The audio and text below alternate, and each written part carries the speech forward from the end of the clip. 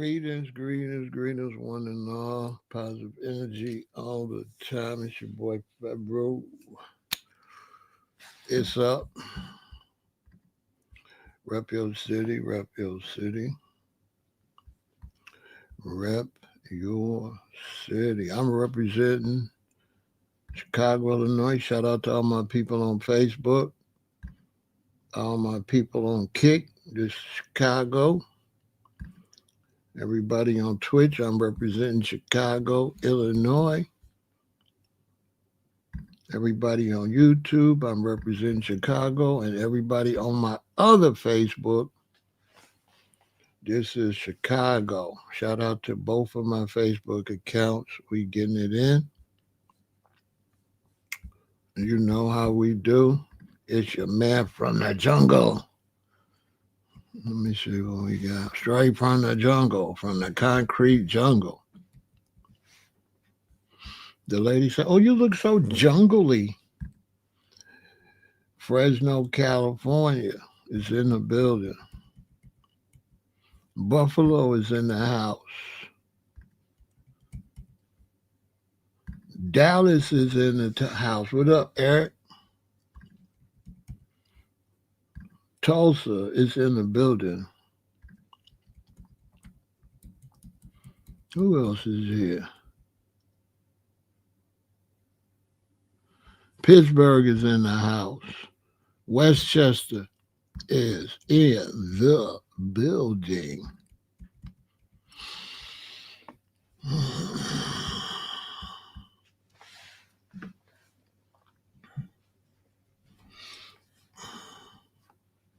I had a young lady ask me the other day, she said, "Who twists your hair?" I'm like, what? I'm from the jungle.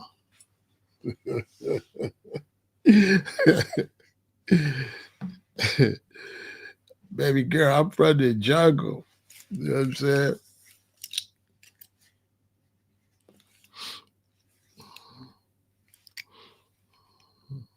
My job is to twist up the ladies, to spin you around and twist you up. You know what I mean? I don't get my hair twisted. I'm actually the twister and you the twisty, baby. You the twisty, baby.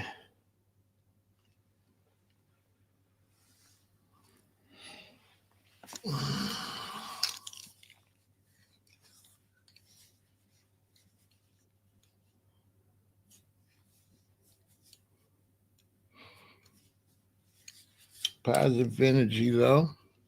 Hope everybody's doing well. Yep.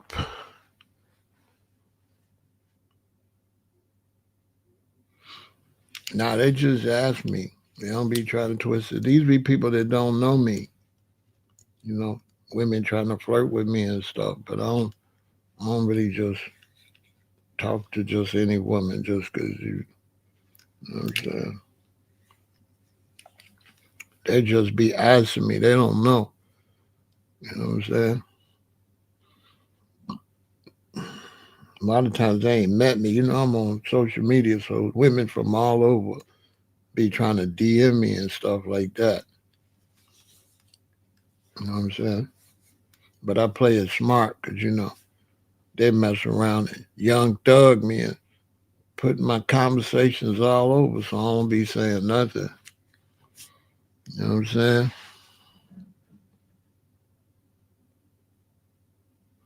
With that date a cop. I mean, I'm not anti-police, so a black woman, if I like her profession don't make no difference. I'm not anti-police. If I was running a country, we would have police. So I'm not anti-police. How could you be anti-police when people don't know how to act? You got to have police who gonna come when there's traffic accidents. Who gonna come when somebody commit unalive themselves? Who gonna come when somebody get robbed? When the house get broken into? When it's domestic fighting? So uh, I'm not anti-police. When NWA said after police, they distinctly described which police they was talking about, the ones that be harassing them. They didn't mean all police. They gave a description of what certain police be doing to them. But I don't judge a woman based on her career. I mean, the only woman I would probably look at funny would be a woman that's uh,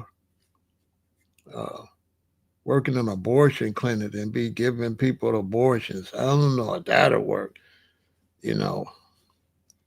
But other than that, I'm not really. I'm not anti uh, police. I'm not anti police. I grew up around police.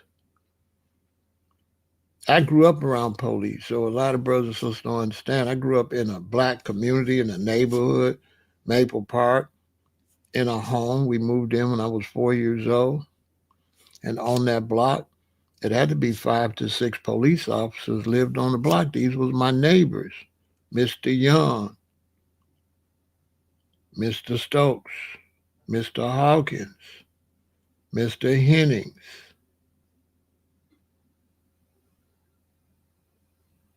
I'm forgetting somebody, but at least 5 police lived on my block. So police to me was neighbors. We fought hard to get black police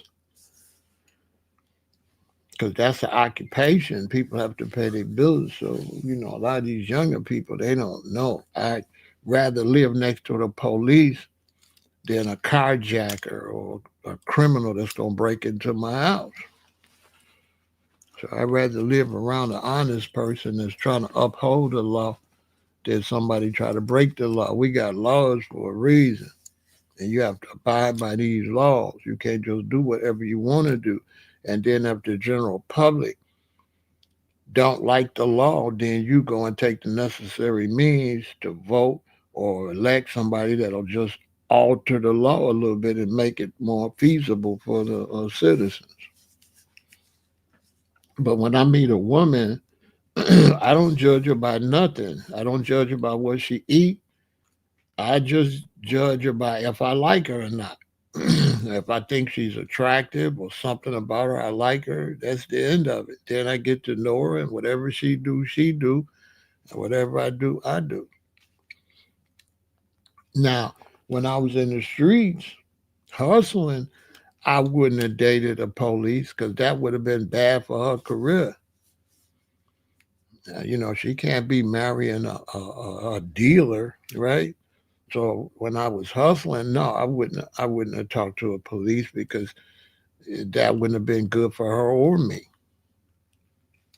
But all the times I've been a civilian and just a honest businessman, meaning I was always an honest businessman, but a legal businessman, I should say, because I was an illegal businessman before they had dispensaries. Now imagine that. So now what I used to do is legal, and they making millions, but then I was persecuted for what became legal. I think I need to be compensated. I think I need to be compensated. You know what I'm saying? I need to be compensated because I created the whole dispensary market. I'm one of the kings of that. I'm like one of the kings of that whole thing. That is a fact. I'm one of the originators because you got to think before me, black people came from down south. So I'm first generation city born. And I started hustling right as soon as I got out to sixth grade. So I'm the original Don Dada. I'm the original Black American hustler. That's an absolute fact. That's a fact. My reputation precedes me. When the book come out, you'll see. Anybody tell you that. Even the OGs that's older than me will tell you. I used to serve them. So today we're going to talk about the current state of rap music. I was talking to somebody on the phone, and they was listening to some brother, and he was talking about rap music, and he didn't know what he was talking about. He was outdated. 98% of the black men that be criticizing rap music is outdated. They not really up on what's happening. And they talking about 15 years ago, they talking about 10 years ago, 15 years ago, think they talking about something.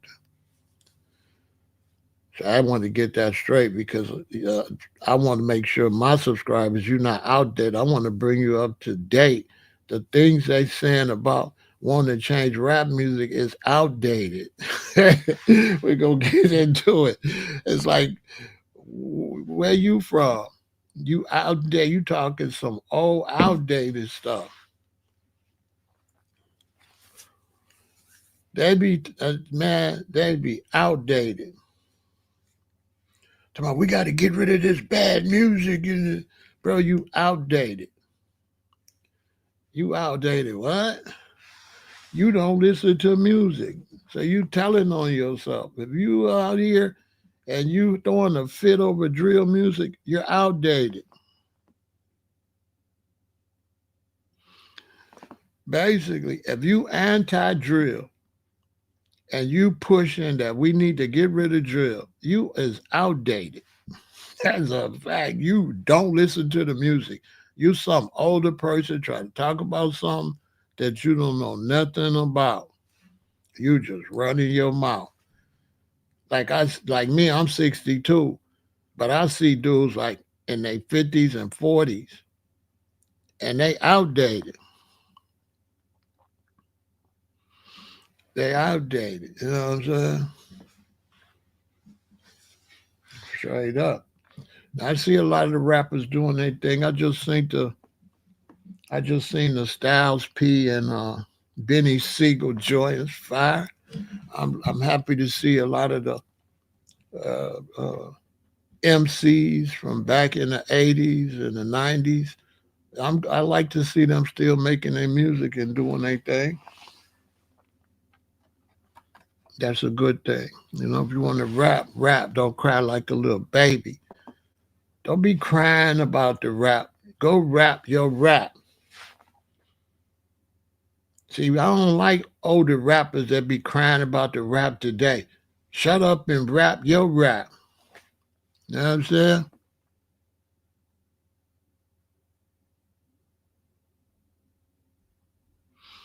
I mean, that's because they not rapping they rap. If you're a Christian rapper, then Christian rap.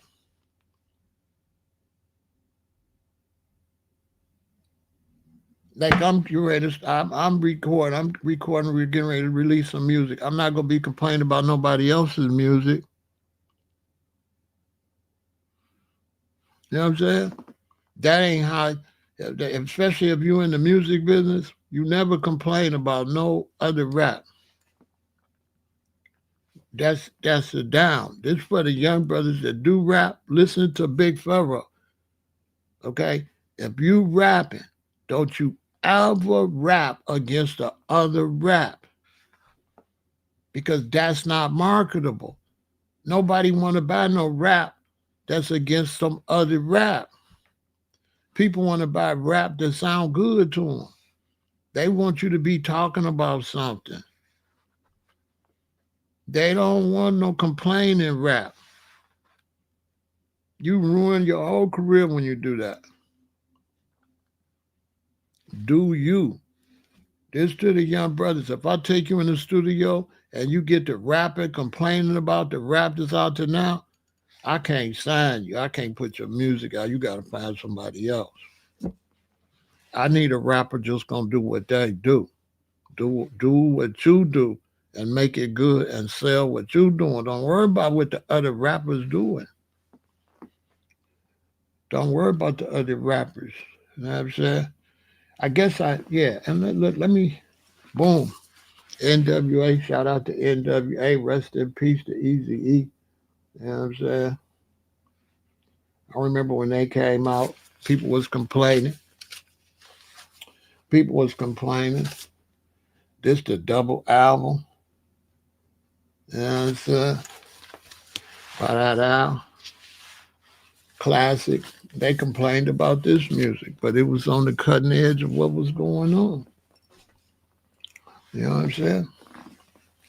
Rap music is doing all right, G Rock, but rap music is the distribution ain't no good. You know what I'm saying? Well, everybody's talking about everything other than the distribution. The digital is bad. So economically, rap is worse than it's ever been because of Spotify and Apple Music and them. They ain't paying the artists. They taking all the money. So Spotify making all the money off of people paying to join Spotify, but that money's supposed to be divided up with the artists.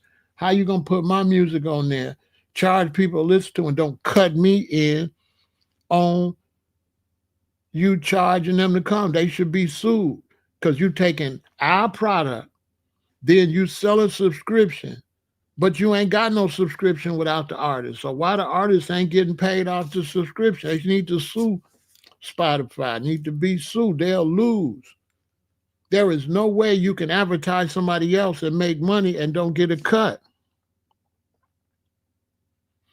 We supposed to get a cut. If you selling subscriptions based on our music, we supposed to get a cut off of how many times our music get played and subscriptions. Facts. You ain't got no subscriptions without our music. You feel me? They need to be sued. Just like that. But really, black people got to be independent.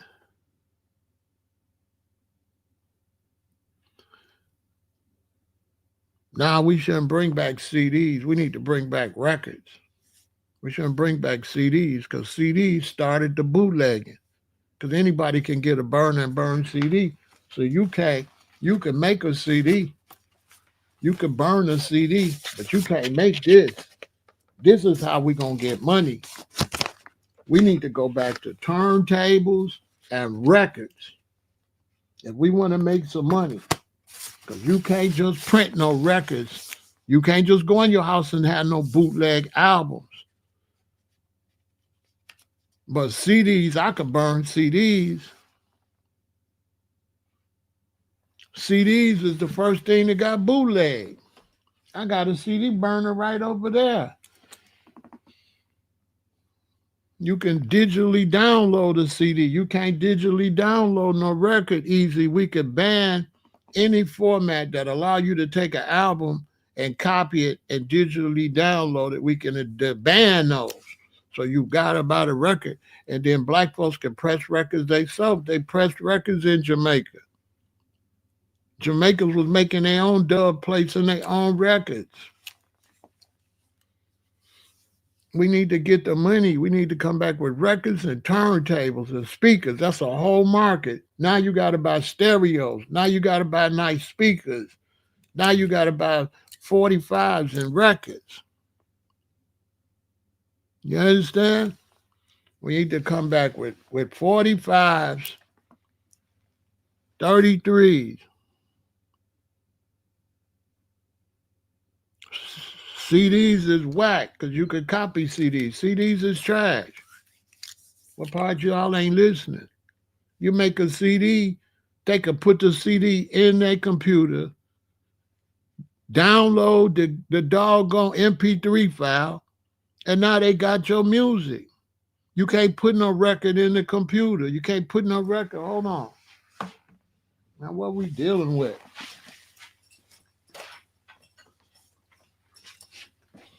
No, you don't need to come out with CDs. I could take this and I could take your CD and I could plug this into my computer and I could put your CD in here and steal your CD right to the computer. Come on, man. You rocking with the real slide. No, CDs, that's the first way we started losing money. We lost money with CDs because I could steal your CD. They was bootlegging CDs all over New York, all over everywhere. No CDs. You didn't hear about no bootlegging, no albums, and no 45s. These are hard to find, but I had to find one because I got a record label, and when I go to the studio, right, and my artists make a song, I got to put it on a CD.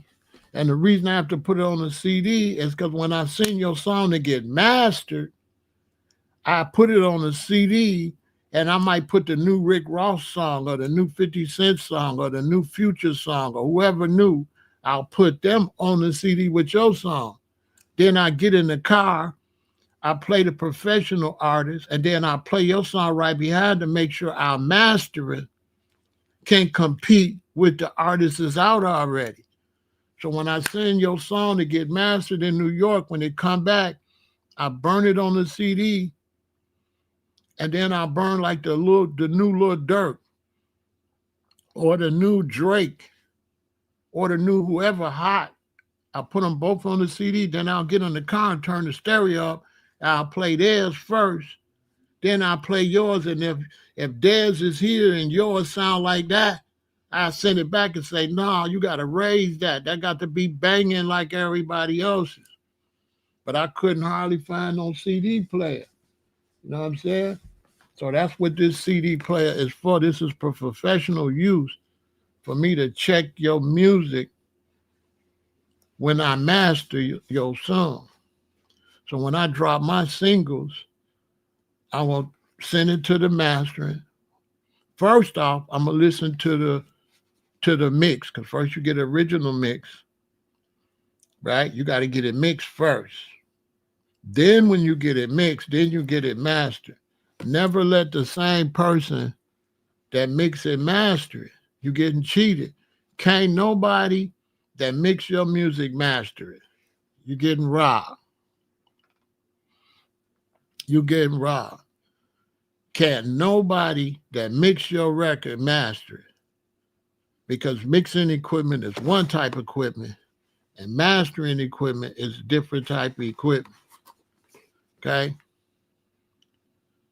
So you got to get your song mixed. Then you got to listen to the mix and take time to make sure the mix is good. You just can't take any mix. The bass got to be right. The kick got to be right. Like the vocals got to be right. So you got to listen to the mix. You might got to get the mix touched up a little bit. Then you get it mastered. But never let the person that mix it master it, because you're getting cheated. You can't master no CD in no regular studio. You got to go to mastering. If you don't want to do that, you're a bootleg artist. Don't get in the game. Don't get in the game.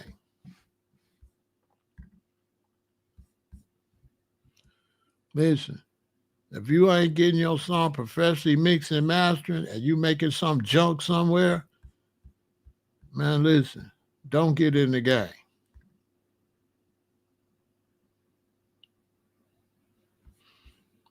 It's not for you. You know what I'm saying? It's not for you. If you're at home rapping some trash and you just getting a mix and you ain't really professional in the game, don't rap.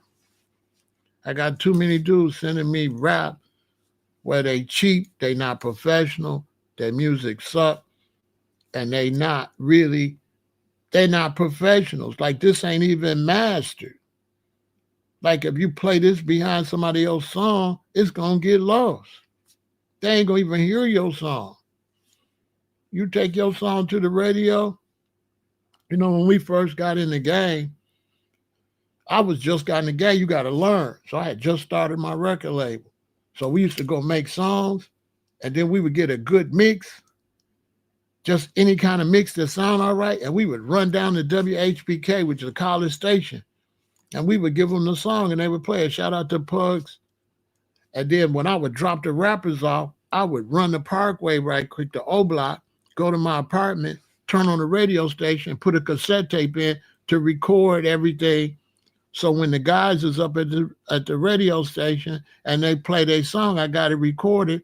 And when they freestyle, I got it recorded. And one thing I noticed is they would be playing all these mainstream artists. The songs would be up here, and when they would play our song, it would drop. The sound would drop. And that's when I realized, oh, you got to get this stuff mastered. Because if they play your song and then they play like Busta Rhymes or they play like the New Styles P and Benny Siegel, they song gonna be hitting and your song gonna be sound like tinky tinky tinky tinky. So I said, I can't just take no song up here. I can't just take no song up here. It's got to be mastered. So TOFF, you got to go get your stuff mastered. If it's not mastered, then it ain't no good. You ain't no recording artist.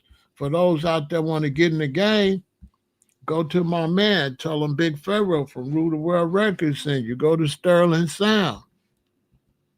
And you're going to have to pay some money. You want to get in the game? You know what I'm saying? You got to pay the cost to be the boss.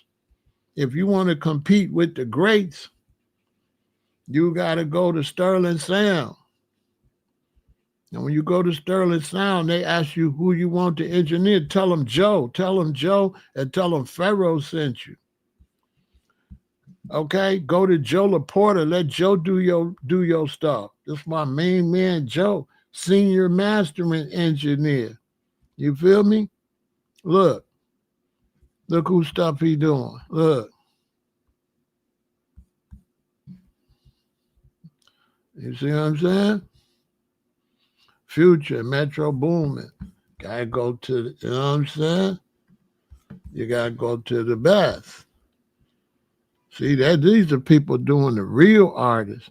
Now, if you ain't on this level, go sit down. Look. Big X the plug. Now, if you ain't getting your stuff mastered where these top artists is, there go the new Young Thug with Future. If you're not getting your stuff mastered with the best, man, sit down. Sit down. You know what I'm saying? Sit down. Sit down. You're not no professional. You're not taking the music serious. You're not going nowhere. Your song ain't going nowhere, and your career ain't going nowhere. Okay? Shout out to Sterling Sound. I give them y'all game. A lot of people won't tell you this. They'll hold this to their chest. It's a fact. That's where you got to go, TOFL. That's it. So look. So there's all this talk, right? Let's get to it.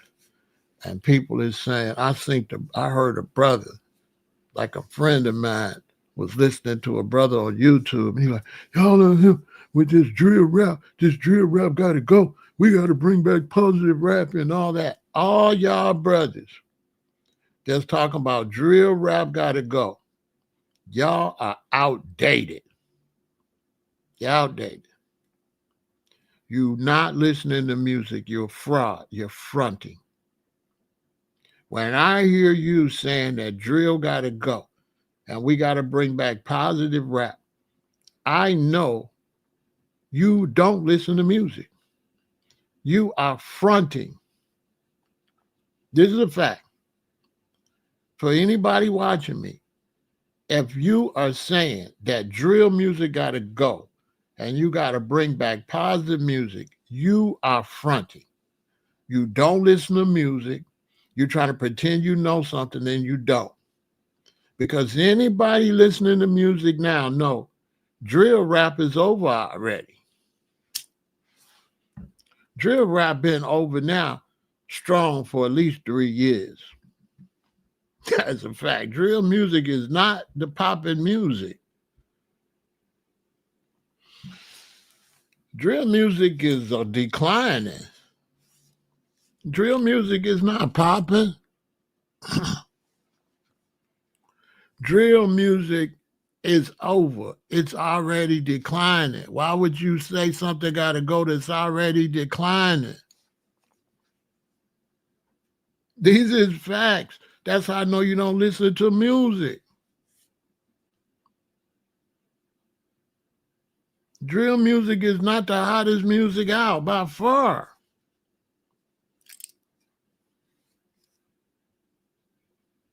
You don't listen to music. If you crying like a little girl that drill music gotta go, you do not listen to music. Drill music has been declining now for 4 years. They put up the $2,000 bet. I bet I'd take your money. I bet if we go anywhere and I make my statement I'm about to make, they will say Pharaoh's 100% right. Because the ladies is taking over music now. The ladies run the music now. Drill music ain't the hottest music. Sex music is the hottest music right now. These are facts. No, it didn't. It had nothing to do with King Von. You don't know, dang, this ain't got nothing to do with King Von. It was replaced with sex music. The ladies run rap now. This is a fact. The biggest artists, the ones with 43 million views and all that, the ladies run the music now. Cardi B, Doja Cat, Fendi the Rapper, Glorilla, Lotto, they run the game. Megan, they run the game right now. Now the new music, the music that run the game is sex music run the game. Drill music don't run nothing. Them dudes ain't getting them big shows. Them ladies getting them big shows. Man, the ladies getting the big shows.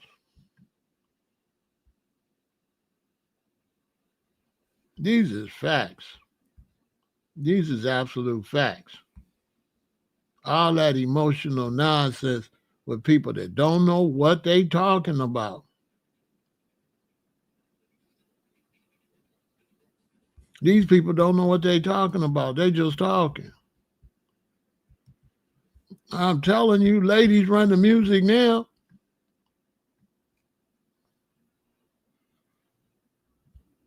Man, listen, ladies run the music now.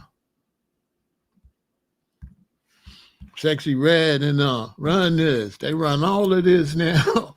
You slow. That sex rap is the biggest rap. Drill is not bigger. Ain't no drill rapper bigger than these ladies. Ain't no drill rappers bigger than these ladies. They not. Ain't no drill rappers. Mellow Bucks in them running everything. Nicki Minaj, Sexy Red, they running it. They running it. Cardi, Doja Cat. These the big superstars. Fendi the Rapper, Glorilla, Lotto, Megan. They run rap. Mellow Bucks, Nicki. They run rap now. Drill rap been done. Drill rap ain't that no more. If you mad about drill rap, that's because you outdated. You outdated. You outdated in the game. You don't know what you're talking about. You don't know nothing. Kodak is out of here. Star Band's running things. Kodak ain't bigger than Sexy Red. Kodak, NBA Youngboy, Dirk, they waning. They superstars. But it's like this. You a superstar, and then you got the new superstars. So yeah, you got some superstar rappers, but what I'm telling you is you the superstar right here. That rap is popping. Then a new one comes. And you got to see that new one. And that new one is going to do this. The men finna go down. Dirk going down. NBA Youngboy going down. Future, all them going down. The ladies going up. The next 2, 3, 4, 5 years, it's going to be women. Run the music. If you don't know that, you ain't been listening to music.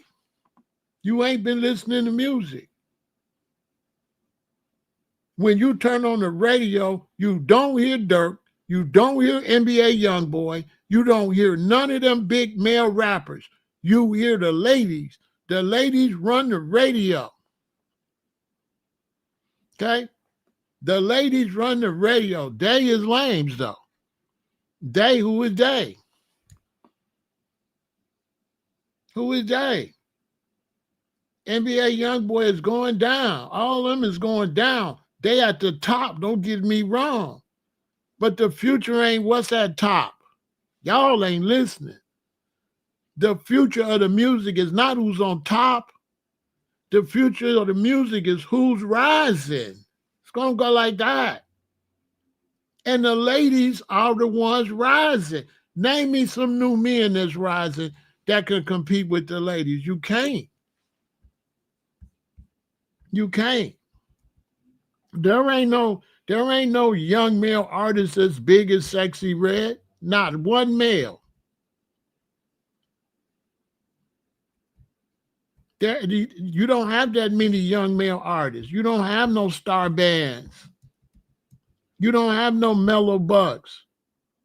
You don't have no Lotto or Glorilla like that.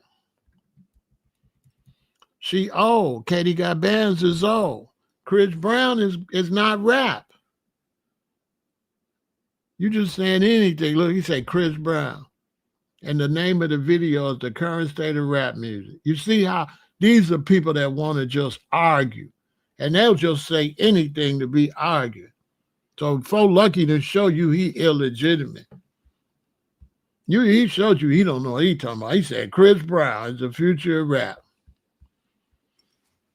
So you already see he just an argumentative type dude that don't listen. You got a lot of brothers don't want to listen and learn nothing. You know what I'm saying? And they just bad. He bad for the chat. He said Chris Brown, so busy trying to argue, just want to argue, just want to shut a brother down, is trying to teach somebody something. Want to show I'm wrong instead of listening. You know what I'm saying? Bro, come back in 30 minutes. I'm not going to let you confuse the audience, okay? We're not doing that. If you want to come over here and listen, come listen. But if you want to come and do a bunch of typing, go get a job downtown as a typist. Because I'm not doing all that. I don't respect none of that. I don't respect nobody trying to shut down what I'm saying when I'm trying to tell the people the facts. And you don't know what you're talking about. You understand? The future. Y'all don't even know nothing about Doshi. She bigger than life. She going up.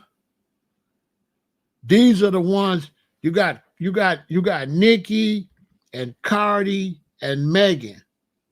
Then the younger ones coming up bigger. But you got to see that. See, they open the door.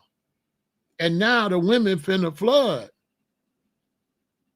See, Cardi and Nicki Minaj and them, they open the door. Even Megan is the door opener. But now, here come the troops, and they finna take over.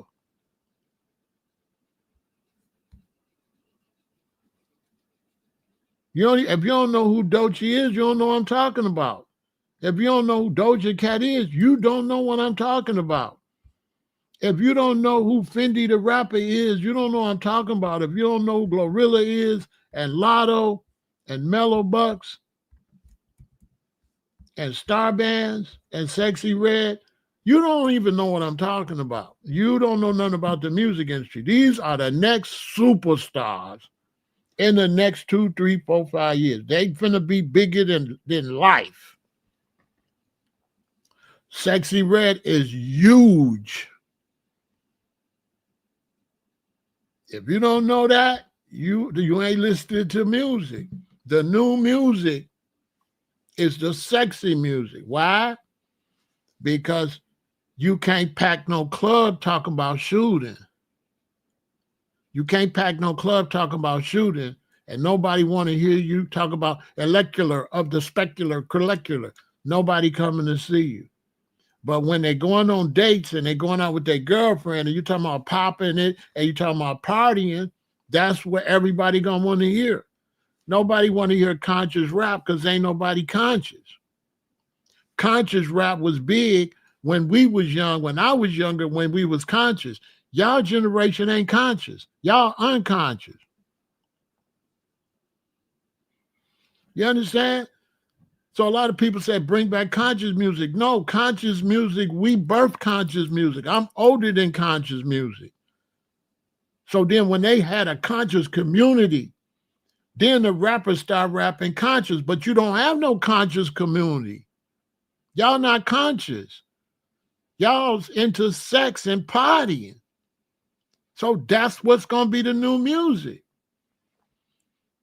In 1980, you've seen Rastas everywhere. You've seen Muslims, Hebrew, a Nation of Islam everywhere. You've seen Hebrew Israelites everywhere. You've seen RBG everywhere.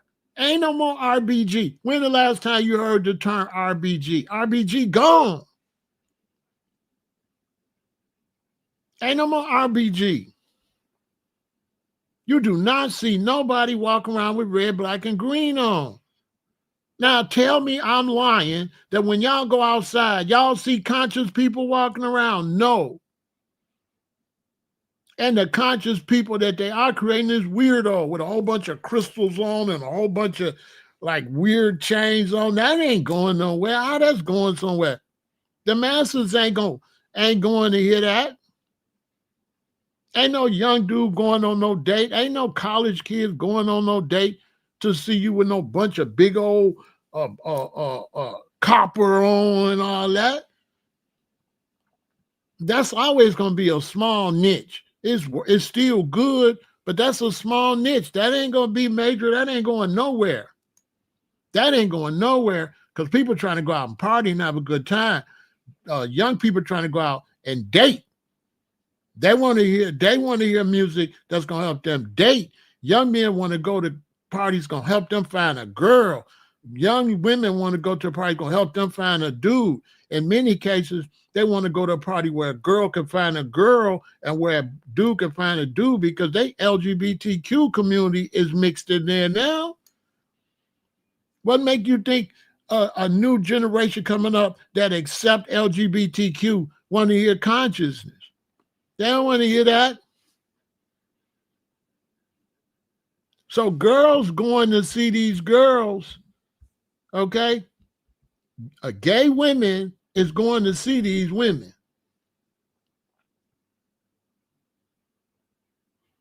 Okay? Gay women can go to this. This is like unisex. Like you could be anything and go to these shows. You could be a gay man, you could be a lesbian, you could be a straight dude, you could be a straight woman, you could be any kind of young person, and they just want to go have fun. They don't want to hear no indoctrination. The young people don't want to be indoctrinated. And the drill rap is too violent. So they out of here. Ain't nobody want to go to no party that gets shot up. You know what I'm saying? Who want to go to a party gonna get shot up? So drill ain't going nowhere. Drill ain't going nowhere. A lot of people don't see NBA Youngboy and Lil Durk is not drill.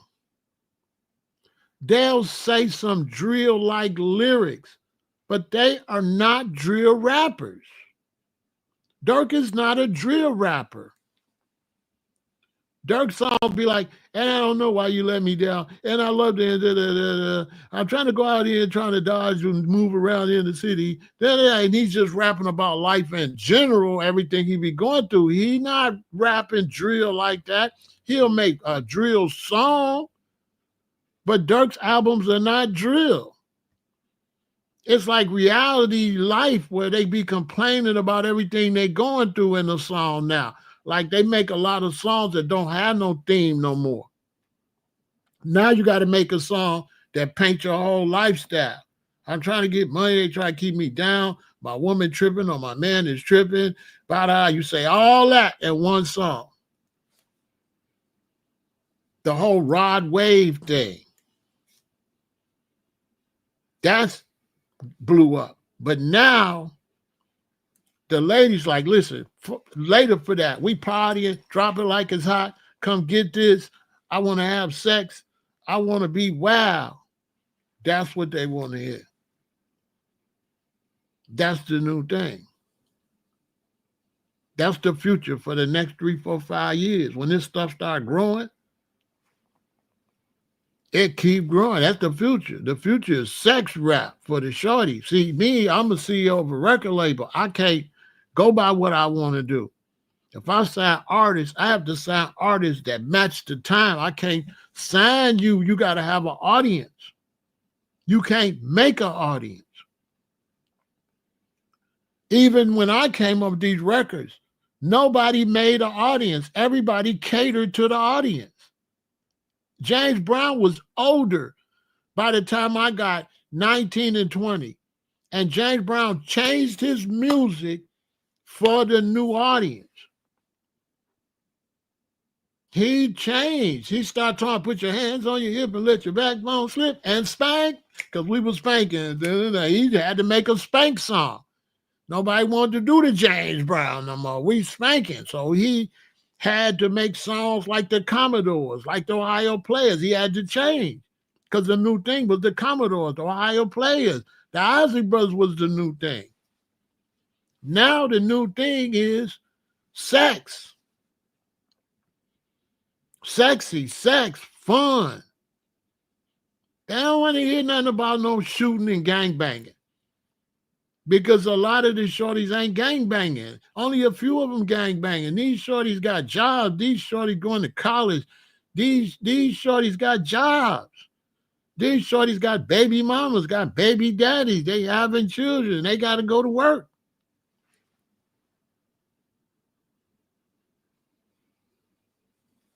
You got sex drill, but that's going to crash. That ain't going nowhere. That ain't going nowhere.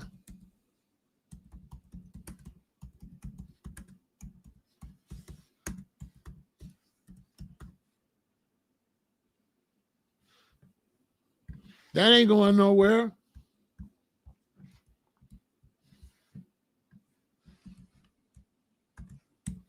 I don't know why y'all don't listen.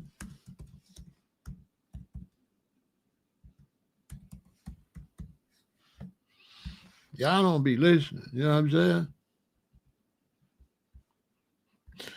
Female gangster rap ain't going nowhere. Female drill rap is going nowhere. Sexy rap. Exhibit A. What just happened? Mellow Buck's party got shot up. Mellow Buck's party just got shot up. A mass shooting occurred after an album release party for Chicago rapper Mellow Buck at the Artist Lounge on July the 3rd. 4 people were unalived and 14 others injured. Nobody going to hear that. They banned them from the club. The neighborhood shut the club down. The club have to close. Everybody lost money. 14 people got injured. 4 people got unalived. Ain't nobody going to hear that. If she want to make some money, she going to have to switch to sexy rap. Look, they couldn't even have a party at a little club. You think they going to book her at the United Center? You think they going to book that at Lollapalooza? No, they not booking you. They not booking you. Some of y'all don't want to listen. That type of rap is over because nobody gonna book you if it's violence. Ain't nobody want to go nowhere where it's violence and hear you talk about no violence. You gonna lose money. Sexy drill rappers out of here. Any drill is over. XYZ drill is over. Violent music is over. Nobody going. Listen, y'all ain't listening. Drill rap never get booked at no big auditorium. Drill rappers is always at some small place. Tell me I'm lying. Drill rappers don't get booked. Drill rappers don't get booked. Look, you got clubs and lounges, then you got auditoriums, then you got big stadiums and arenas. You never gonna get to the auditorium level with no drill. You're gonna stay in a little club. For you to get the big auditoriums, you gotta have something that ain't violent. For you to get in the big stadium, you can't be on no violence. That's why they be booking Future. That's why they be booking what's the weirdo guy that was with the Kardashian? That's why he get all the money.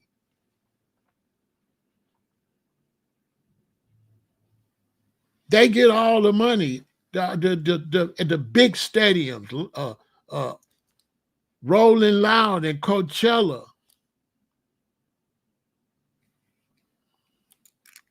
They get that money. Kanye and the other guy, Travis Scott. Kanye, Travis Scott. They don't want Kodak Black. Last time he got up there, all out his mind, how this man didn't say no lyrics or nothing. He out of here. Nobody gonna book you and you up there wandering around on the stage. Kodak Black career is finna be over. He ain't no professional. He ain't gonna pay you that kind of money and you too high to do your show. Go sit your ugly ass down somewhere. Ain't nobody booking, dude. He finna be over. They say NBA YoungBoy, Playboy Cardi getting paid. They said NBA YoungBoy show is off the chain. NBA YoungBoy ain't up there acting no fool. NBA YoungBoy out there doing songs. Y'all gotta understand. NBA YoungBoy got emotional songs. He ain't no drill rapper. NBA YoungBoy is an emotional rapper about personal problems and stuff. This is a fact. NBA is not no drill rapper. NBA is a personal, be talk about his personal life, what he be going through. That's how you be knowing dudes don't be listening to dude. NBA YoungBoy songs is like emotional, personal stuff. That's why they like him. He be rapping about personal issues. That's a fact.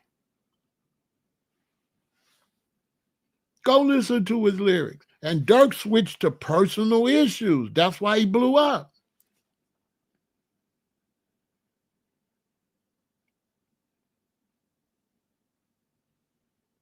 That's why he blew up. He be talking about personal issues.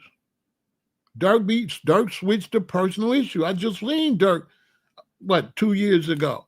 And all them songs they was saying was all about his lady leaving him and stuff like that. They was out there with their eyes closed saying all the lyrics with him.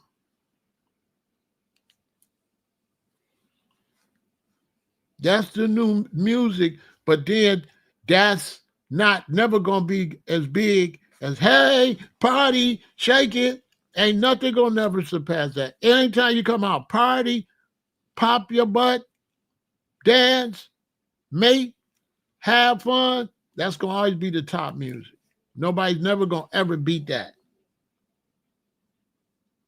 It's been like that. Celebrate tonight. Come on, they're gonna always get booked. They gonna get booked all the time. When you singing them type of songs, you gonna get booked no matter what. If you Frankie Beverly and Mace and groups like that, you gonna get booked.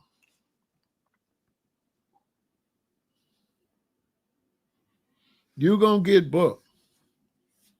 An NBA young boy doing all right, but this is him and this is the ladies. Y'all ain't listening because y'all don't understand what I'm saying.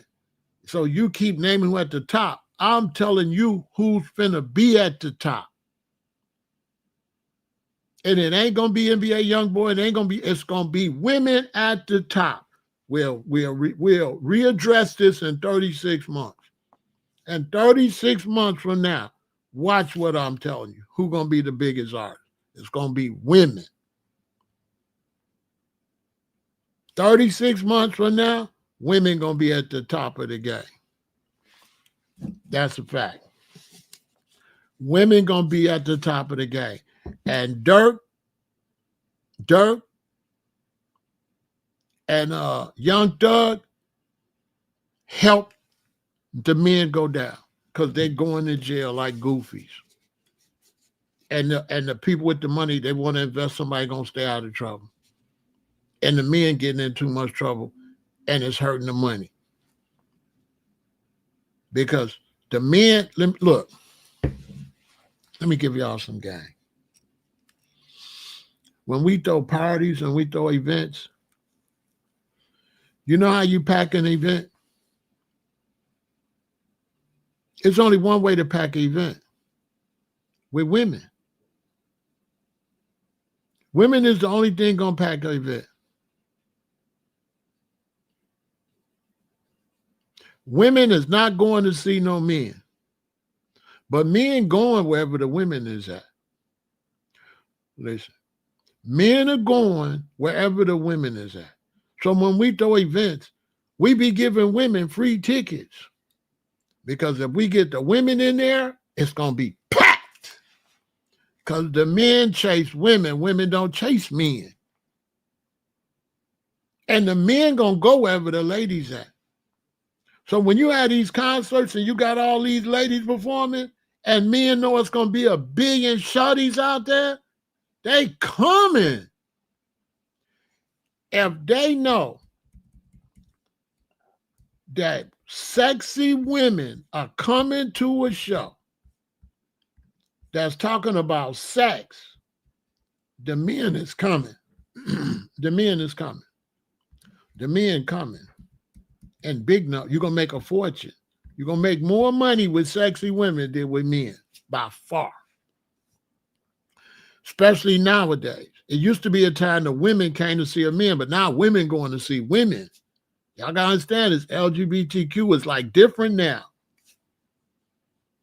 The women feeling all on each other and stuff now. This ain't the 80s and the 90s or even 2000. It's 2025. It hit different. Now the women want to go see women and the men going to be there anyway. They can't lose. And this is the future where music is going. Drill rapper is over. I hear the dude complain about drill rapper, say this fool ain't even listening to the music. The drill is over. Drill is on the down. It's going down. Drill is over. And male artists are finna be second. Male artists is over, being over. Cardi B and Nicki and Megan and them, they didn't kick the door open. Men is finished. Men will not be the number one artist in 3 years. The number one artist is going to be ladies. And I know what I'm talking about because most of y'all don't even know who Doja is. Y'all don't know how big she is. Go look it up. Y'all don't know how big Doja Cat is. Doja Cat is huge, okay? Don't get it twisted. Go look at their views on YouTube. Go look at their views on their videos. Millions of views. Fendi the rapper. Glorilla. Lotto. Megan. Mellow Bucks. She got to fix her stuff because she trying to be too gangster. But Sexy Red is big. Sexy Red is huge. Sexy Red is is enormous. I don't know if y'all know that.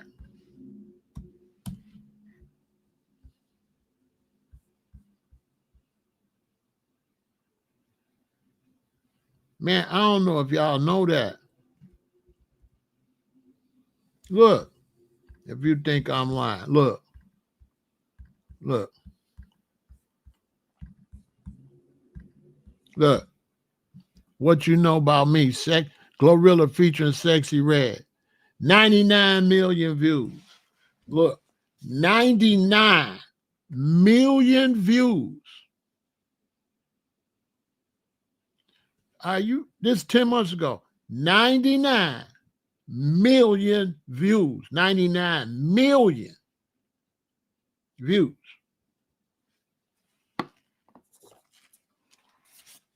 99 million views, Sexy Red. 43 million views, Sexy Red.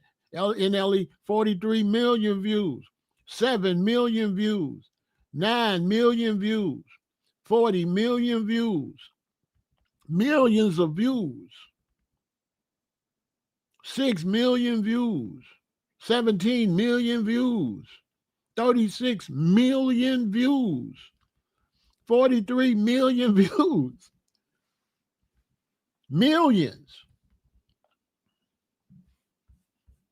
99 million views. 99 million views. You ain't watching. Y'all better step y'all game on Big Pharaoh watching. I'm telling you, the ladies is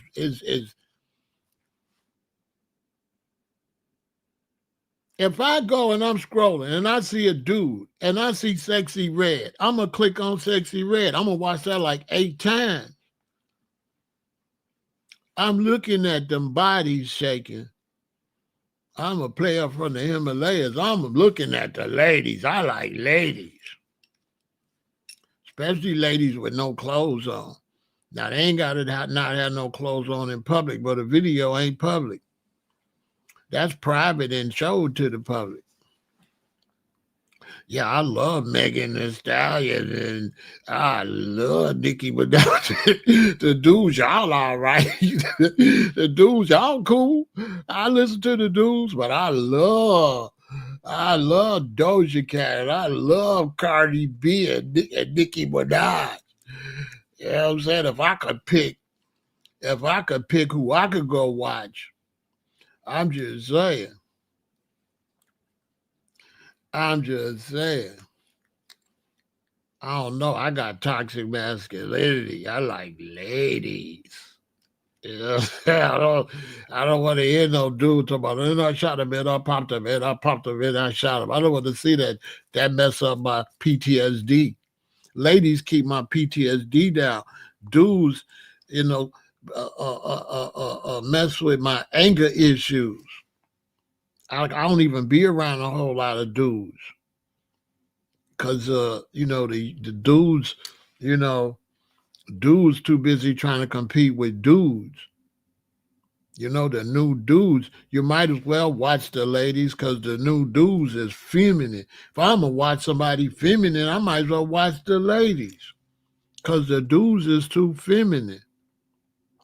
They all on the internet gossiping. And guess what Future been doing? And Future did this, and Future did this, and Future did that. The men is gossiping, and they got dresses on.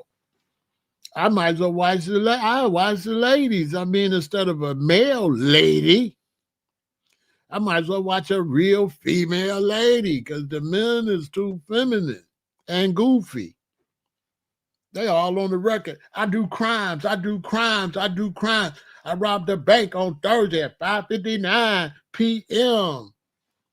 on 75th and Nashville Boulevard. You know what I mean? The men is on the record dry snitching on themselves. I can't watch them. Real gangsters, like I ain't no gangster, but I did some gangster type stuff, and I've been around gangsters, but I was a super hustler. So real hustlers, real players, real gangsters.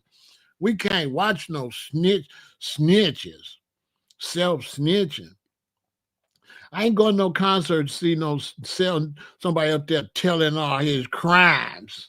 You know what I'm saying? Bro, shut your goofy ass up. Boy, you on stage talking about shooting people? Really? All right. All right, I got to go.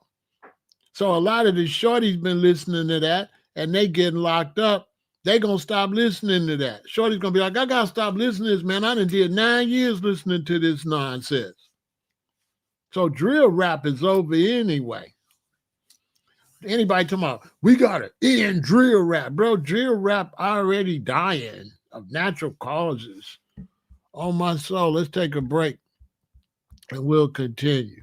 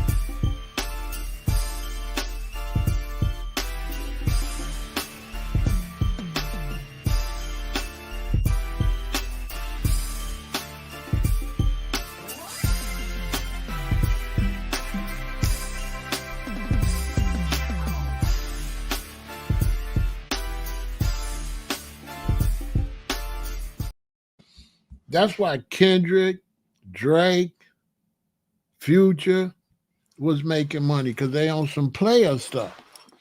We'll listen to the players. Kendrick on some non-violent type stuff, so he gonna always sell out tours. Future ain't on no violence. Drake ain't on no violence. That's why they at the top of the game. Travis Scott, they ain't on no violence. If you look who booking the big shows, the big superstars, they ain't preaching no violence.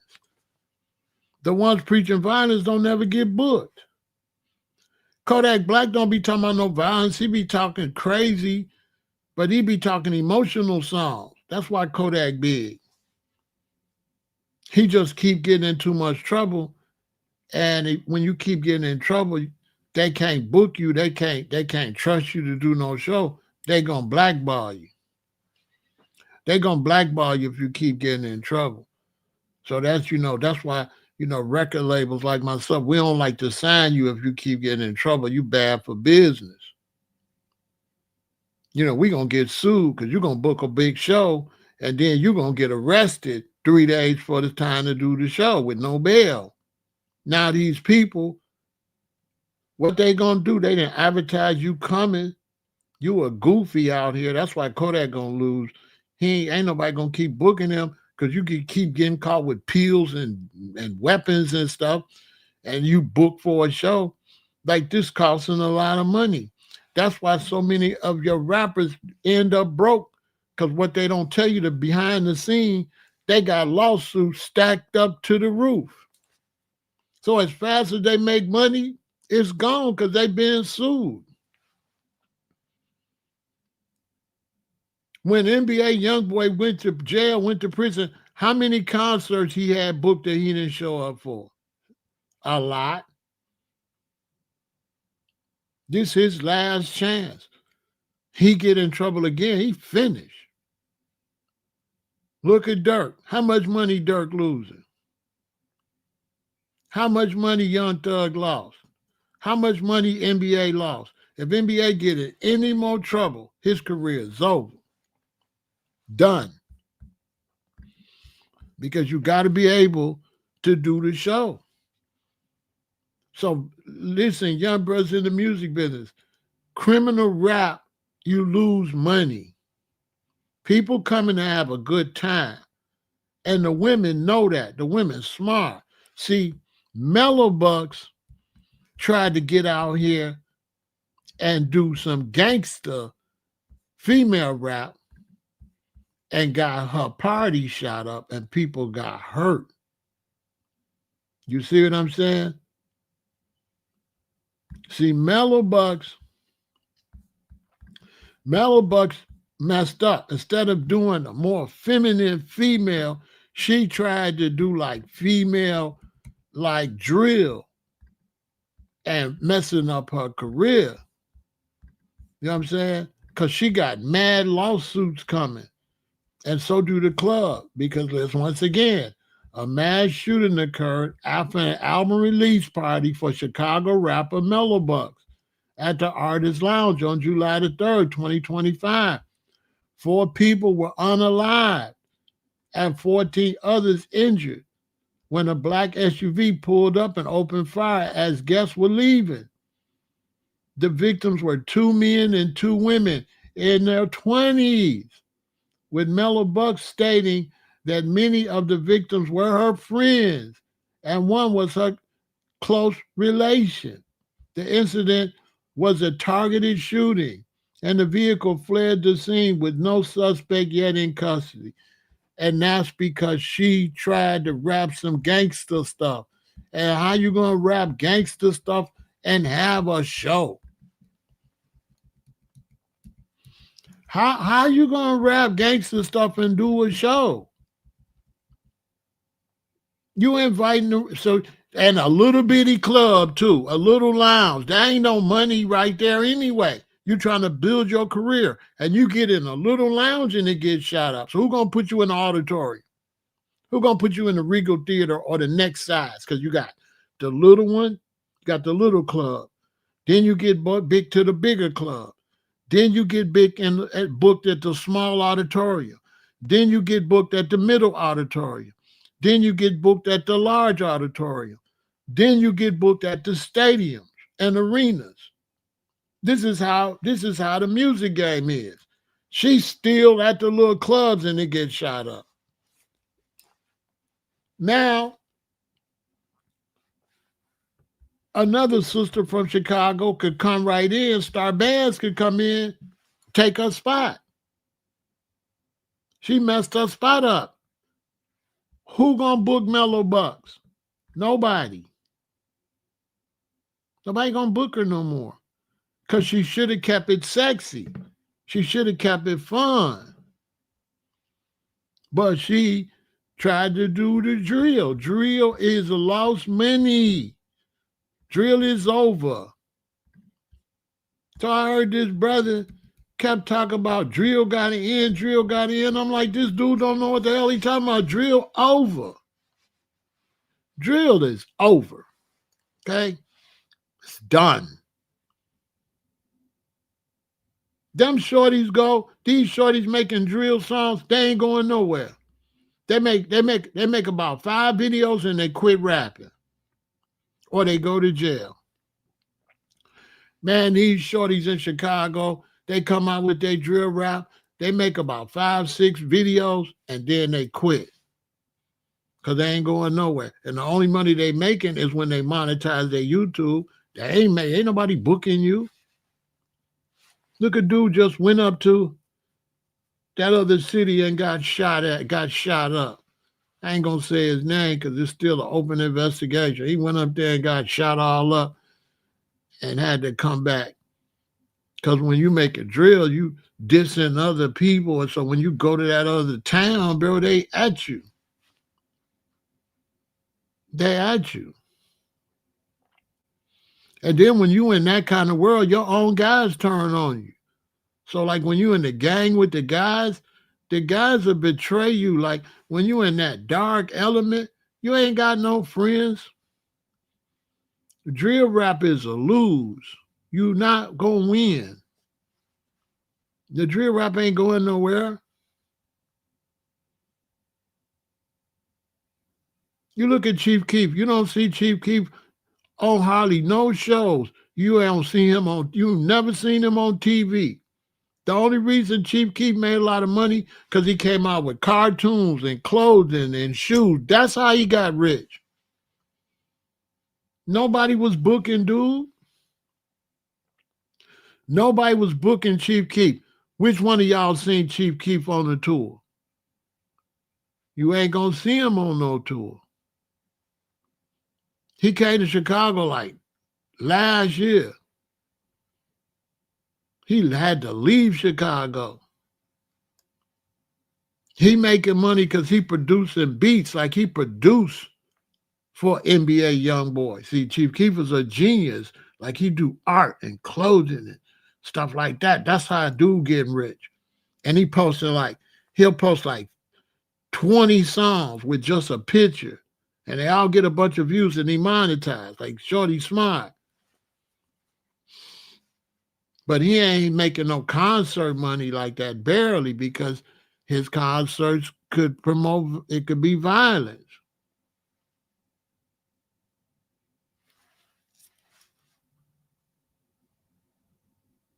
You can't do no show. You don't know me. Run for the Pope. Gas what I smoke. You can't do no concert. You know what I mean? You can't talk about laying people down. I'm about to shoot New Jersey up. Like how you gonna do a show? You can't go to New Jersey for sure. You can't even go to New York. You can't go to New York on stage. I'm riding through New York. You can't. How you gonna do a show? You talk about laying people down in New York and New Jersey, bro. Nobody gonna book up there. Like, who gonna book him? About to shoot New Jersey up. Who gonna book you? But they'll book you in Chicago. Well, we'll talk about that. But they can't book you in New Jersey. They can't book you on the East Coast, probably nowhere. They can't book you on the East Coast. Them dudes coming. You gonna do what? They gonna come. They gonna come to your show. Your show gonna get turned out.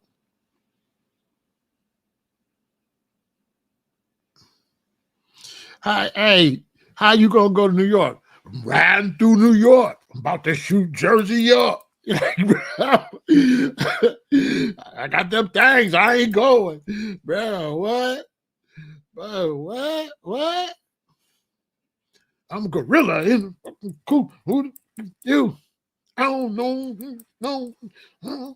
Run for the Pope. Gas what I smoke. You know. Come on, bro. You talking? Wow. What concert you gonna do? Only in Chicago. In Chicago, yeah, we gonna turn up. But boy, if you go anywhere else, yeah, they gonna turn up at right. They gonna turn up. You know, that song hot. That's one of my favorite rap songs, but that's because I live in Chicago.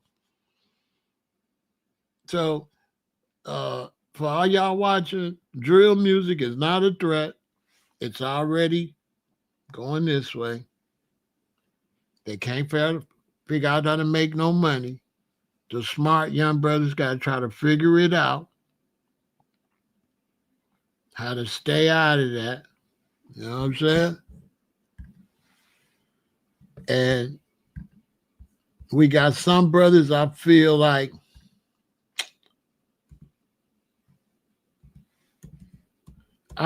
some brothers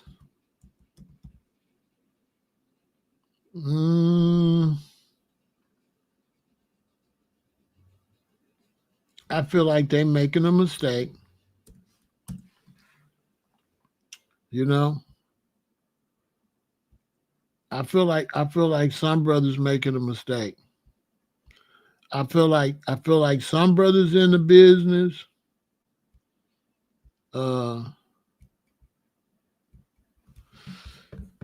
I feel like they had a chance to go in a different direction, and I really don't like the direction they going in.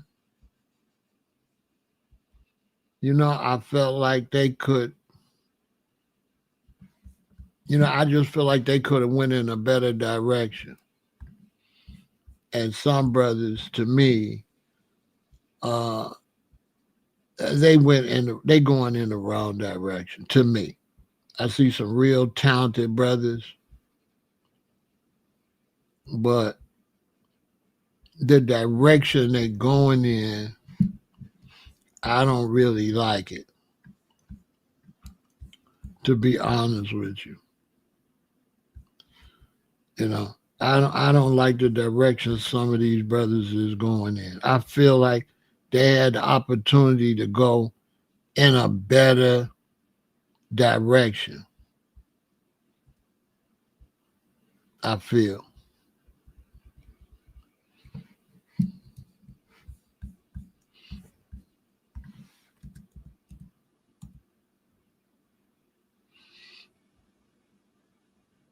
I feel like you know, certain young brothers I see in the game are very, very, very talented. But I feel like they're going in the wrong direction.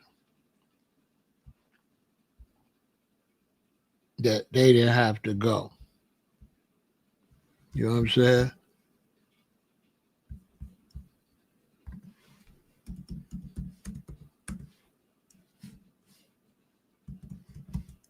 I don't feel like they have to go in that direction. One of them is, to me, Polo G. I don't like the direction Polo G is going in. The song he doing with Vaughn off 1700 and G Herbo, I don't think he should have went that way. Like Polo G could have went a more cleaner route. He should have stuck with what he was doing originally. You know what I'm saying? He shouldn't have switched up.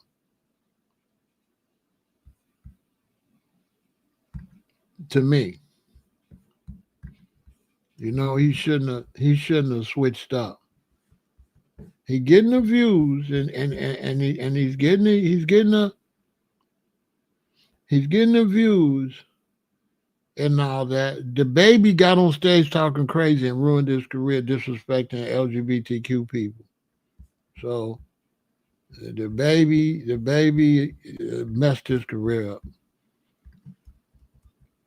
You can see Polo G got 2 million views with, he getting the views with it, but I think he was better off uh, sticking with the original format. I think he was better off.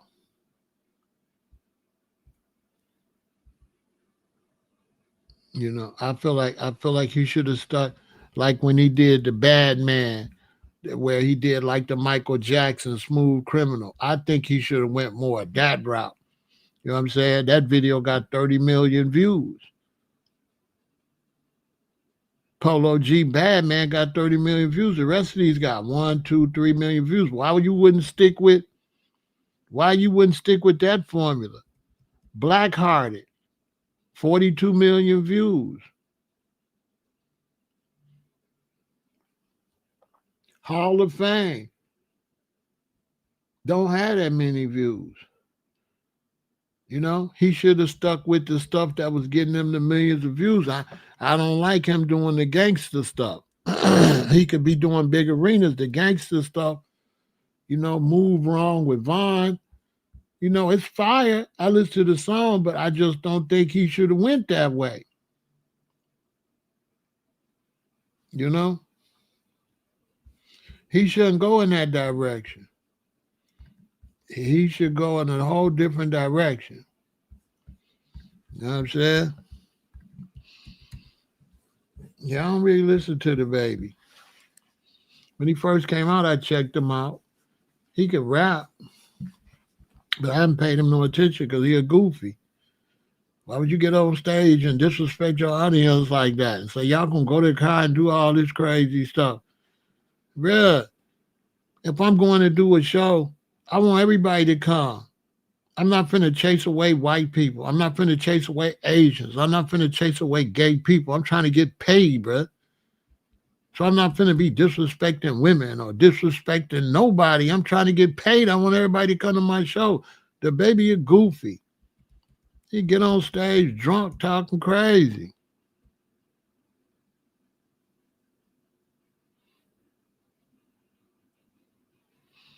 He came out with diapers on and all that. And that was good marketing because he was called a baby. You know, this just marketing, just fun. But he was going to rise, but he got up there, and you can't listen to young entertainers. When you go do a show, go do your show and get the hell off the stage. When you do an interview, do your interview about your career and stuff and shut up. Don't let the person interview you get you into talking about stuff that don't benefit your career. Certain questions they ask you, gotta say, well, I don't know about it. I don't know. I ain't thought about it. Don't let nobody trick you out your position. Okay, when you go to the radio station, you doing an interview or you on live, you trying to make money. You gotta always think, I'm trying to make money. I'm not trying to run nobody away. You're not, Pharaoh said that. You're not like this where I'm just saying all type of stuff because I just be keeping it real. You are artist. You can't keep it real. You can't keep it real. You're an artist. You're not yourself. Your name is not Polo G. Your name is not 50 Cent. Your name is not Future. That's not your name. So your real name is one person, but Future is somebody else. You're out of character. You don't let your real name mess up your stage name. And once you become a character, you got to be that totally. You can't get out of character. Once you're a rapper, you're a rapper. The only time you can get out of character is when you at home with no camera on you or nothing. Other than that, every time you walk out your house, you got to be a rapper. And this was hard for us. We got record labels. We can't get young people to understand the business. You're selling a character. And every time they see you, they got to be that character. Every time you see Denzel, he's Denzel. He ain't never not Denzel. You cannot get out of character if you want the bag. There is no off. You don't have no off day. Every time they see you, it's about promotion. Anytime they see you, it's about promotion. If they bump into you at the store, it's about promotion. If you don't want your whole life to be about promotion, don't become no type of star. Because you ain't cut out for it. Because once you Frank Sinatra, you Frank Sinatra. You cannot not be Frank Sinatra. You know what I'm saying? You cannot be Frank Sinatra. Then you don't get no off day. That's why you get the big money. But see, these recording artists want the big money, but they don't want to work. Now the rest of us, right? If you want to go to your job and make more money, what you do? You got to work overtime, don't you? You got to stay more hours. All right, then. How many hours you got to stay if you want millions? 24/7. And how do you get off work? You go in the house. You don't go out to the pool unless you know somebody from TMZ gonna video you. Unless you stay in the house with the windows closed and the drapes, then you could be regular. But if you got a mate, you can't never be regular. If you got a woman or you got a man or children, you got to be a star 24 365 because she'll divorce you and go tell everything you was doing back in the house. Look a Young Thug. Young Thug was in jail running his mouth saying stuff that he thought was going to stay confidential. So I can't hate it on him because he a shorty. He didn't know no better. He learned it. You don't say nothing ever that you don't want to come out. So say you a man. you're a content creator like me,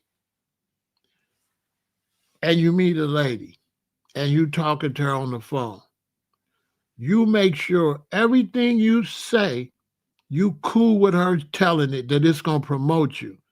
Don't you let no woman trick you into saying something that they can go and say and damage you, asking you all type of goofy stuff, trying to pull you into saying personal stuff that they can go, you can't trust nobody. Oh, they're going to tell you, I love you, my boo, that's bull.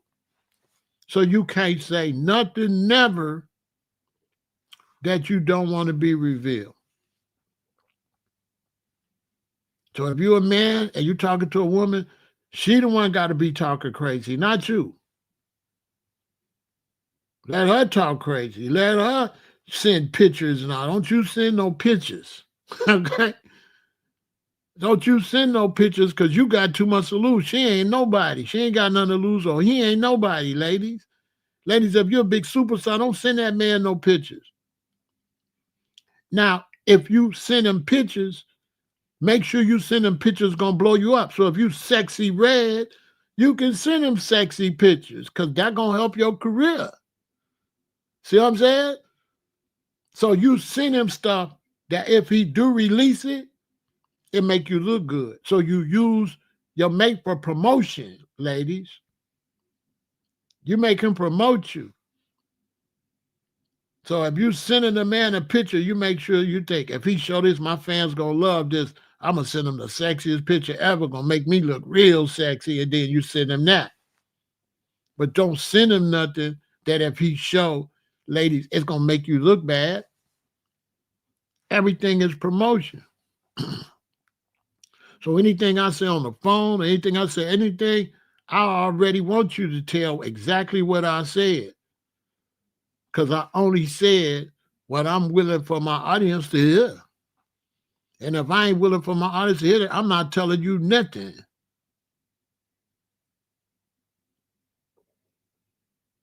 Because it's DTN.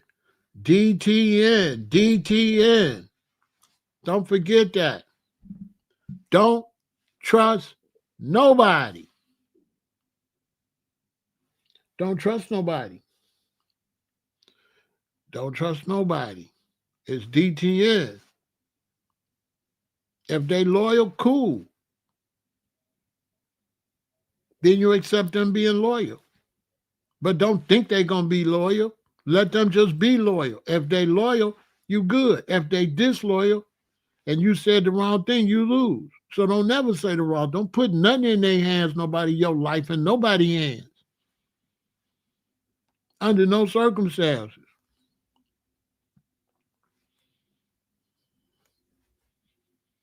So if I'm talking to a lady and she play it, she's going to play it back, and I'll be like, when you going to bust that A out?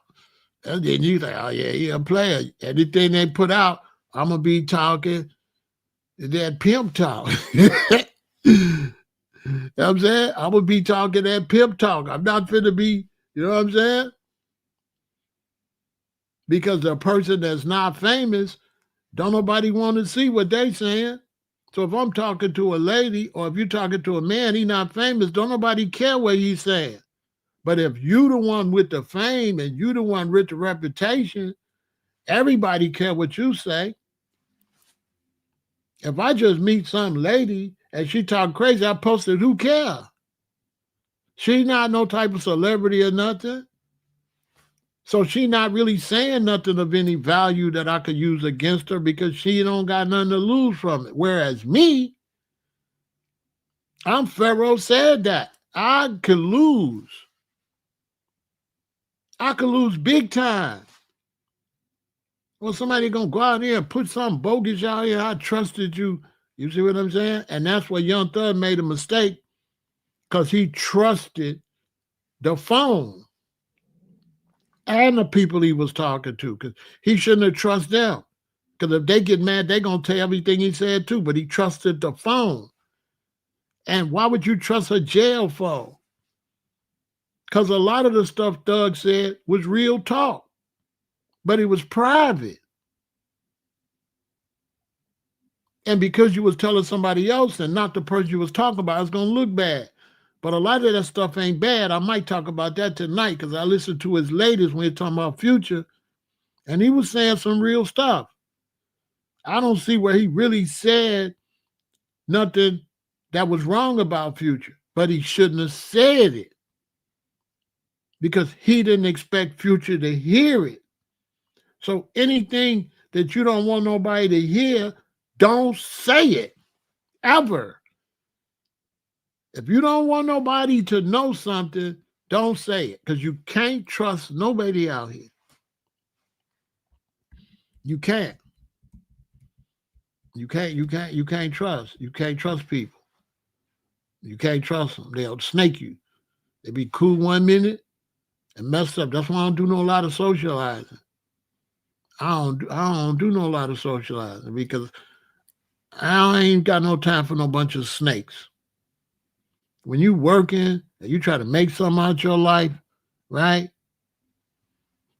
You might be dealing with people that ain't really going nowhere in life. They ain't got nothing on the table like you. So you have to keep your mouth shut. You know what I'm saying? And when somebody asks you a bunch of stuff that you know you don't want the public to hear that, you got to ask why they keep asking you that. Why you keep asking me stuff that you know the public can't hear? Like, change the subject. Like, what we doing?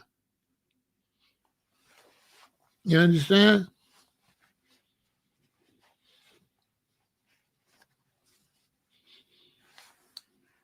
And so I just wanted to drop that on y'all. That's enough of that and let y'all know that all that talk about getting rid of drill music, that's outdated.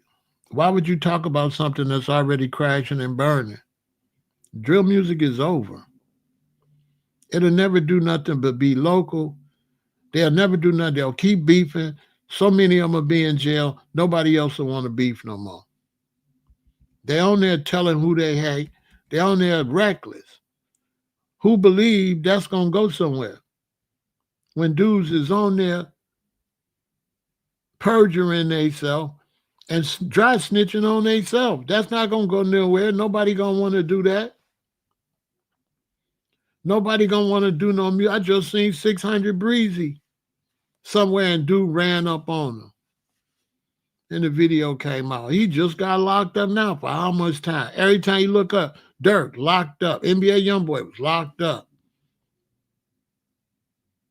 Every time you look up, they locked up. Locked up, locked up, locked up. How you gonna make money like that? And you constantly doing crimes. You're trying to gangbang and make records. Who gonna gangbang and get on the stage where anybody could do something to you? You on stage, yeah, I hate all y'all. I'll pop all y'all. You know what I'm saying? On the stage. Come on, man. You're going to make enemies and then sell tickets where your enemies could come to your show? Because you can't tell if you're a BD and you dissing GDs, how you know who's a GD that came to your show? What? That's why NWA put black on.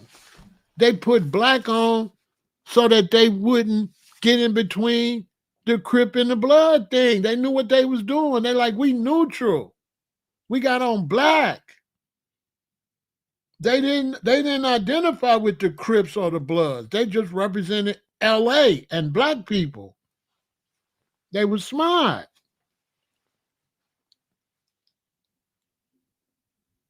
If you're going to rap in Chicago, you don't be representing no gang. You just from Chicago. You represent the whole city. When I drop my record, I'm trying to sell to everybody in Chicago. I'm not trying to sell just to no one gang. Then I'm trying to sell to everybody. So I ain't trying to disrespect no other cities. And I'm trying to be a big rapper. Why would I disrespect your city? Now your city ain't gonna buy my song. Like, this is business. So you're trying to say something that everybody could feel what you're saying. You're not trying to just speak to this group or that group. You're not trying to do that. I'm not trying to disrespect white people on my song. I need them to go out and buy my song. I need Chinese to buy. I need them to buy my stuff in Tibet, Hong Kong, Russia. I'm trying to get the bag. Period. Now, if you standing on like black military revolutionary stuff, cool, stand on that and then know that this is my market and I'm trying to get all the money from this market. That's cool too. Just know your market and try to maximize the money you could get in your market. But it's going to be less money though. And that's fine. But you got to accept that it's going to be less money. It's going to be less audiences. And you might have to have some other way to make money because you might not make enough money with your black power rap. Your black power rap ain't going to pay the bills. Because they ain't got no black power or no pro-black concerts and venues and stuff like that. So when you hear brothers talking about they want to hear conscious music, when you ain't got no conscious community and you ain't got no conscious market and you ain't got no conscious festivals and you ain't got no conscious promoters and no conscious audience, you sound like a fool. You want me to rap something that ain't got no audience. Now you won't go build an audience to rap that. That's why I don't promote conscious rap. And I keep telling people that. The reason that conscious rap did well, because you had a conscious community already. But you can't take conscious rap with no conscious community. The conscious community was older than Public Enemy, was older than KRS-One. That's why they did well. They didn't do well because of the music. They did well because they already had an audience. They didn't build an audience. So when they say the music industry got rid of conscious music, that's a lie. Black people didn't stay conscious. Rastas unrasted. Muslims unmuslimed. RBG un-RBG'd. And you didn't have any more RBG. You didn't have any more Pan-Africans. You didn't have any more Rastas. You don't see Rastas walking around now like you did in the mid-'80s. That all gone. So who's your fan base? And they go say the record label did that. The record label didn't do nothing. You didn't have no audience. Stop listening to these dudes and to these people that ain't outside. And if they can't show you the streets with what they talking about, don't listen to them. Any dude that debate me, if you put the money up over what happened to the rap industry, I'll take all their money. They will lose the debate. They would lose. They would absolutely lose. They would lose because they don't know what they're talking about. They are talking make-believe stuff that sounds legitimate, but it's not legitimate. They just talking.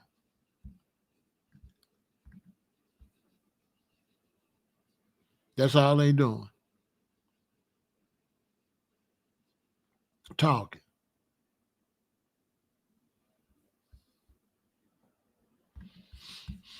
Because when conscious music came out, you had a conscious community already.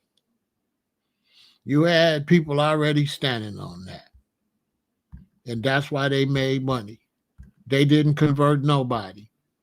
We was older than KRS-One. So he was rapping to me. And without me, he wouldn't have made no money. KRS-One and Public Enemy made money off of me and my crew and my compadres and my age category. They came out and they was rapping. I'm older than KRS-One. So yeah, I watched his videos. Yeah, I watched Public Enemy.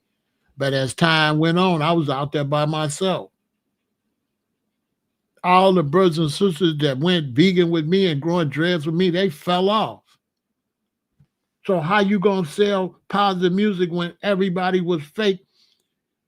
Out of 100% of black conscious people, only 10% was real. The other 90% fell off.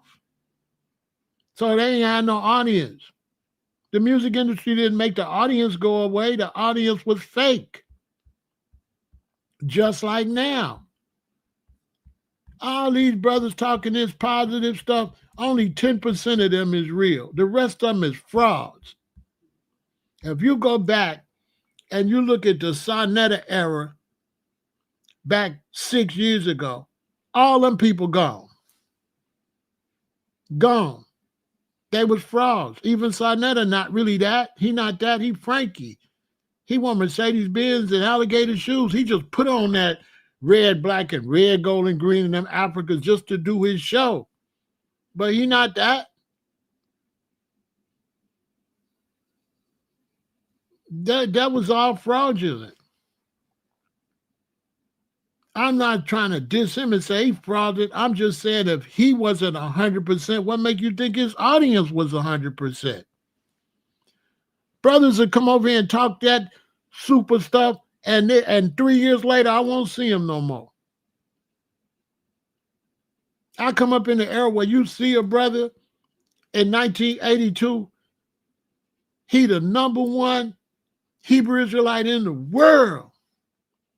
1982, you bump into him in 1989, he a Negro again. You're like, what's up, bro? You still with the Hebrew Nation? No, brother, I had to, they was up in there doing stuff, brother, and I got married, brother. You know what I'm saying? You see a brother in 1982, he a Muslim. You see him in 1985, he a Hebrew. You see him in 1991, he a Negro again. You see a brother in 1986, he a Rasta, right? With some long locks. 1985, you see him in 1995, he been cut that off his head. He back a Negro. He back a Negro. How you gonna make money off of him? If you made music for him, you ain't got no audience no more. The audience gone.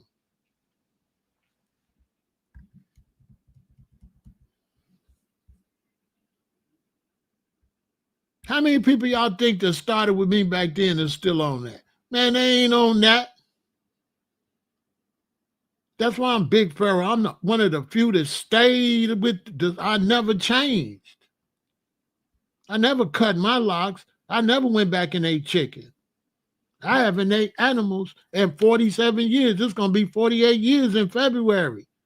I still got my hair. I ain't never cut my hair. Ever. I ain't never changed up. I changed my name legally. I didn't have no fake name. My name really Pharaoh. Which on another side note, while I'm talking about that, make sure you got your paperwork with you when ICE get out here. Don't go out there without your paperwork. I told my whole family, have your paperwork. There go my birth certificate, Michael Dwayne Stewart. There go my paper change of name from Michael Dwayne Stewart to Pharaoh El-Aton. So when I show them my license, I'm going to have my paperwork in my pocket, show them I was born Michael Dwayne Stewart. And in 1981, I legally changed my name to Pharaoh El-Aton. I got my license. I got my birth certificate. I got my change of name papers. You know what I'm saying? Like slave papers.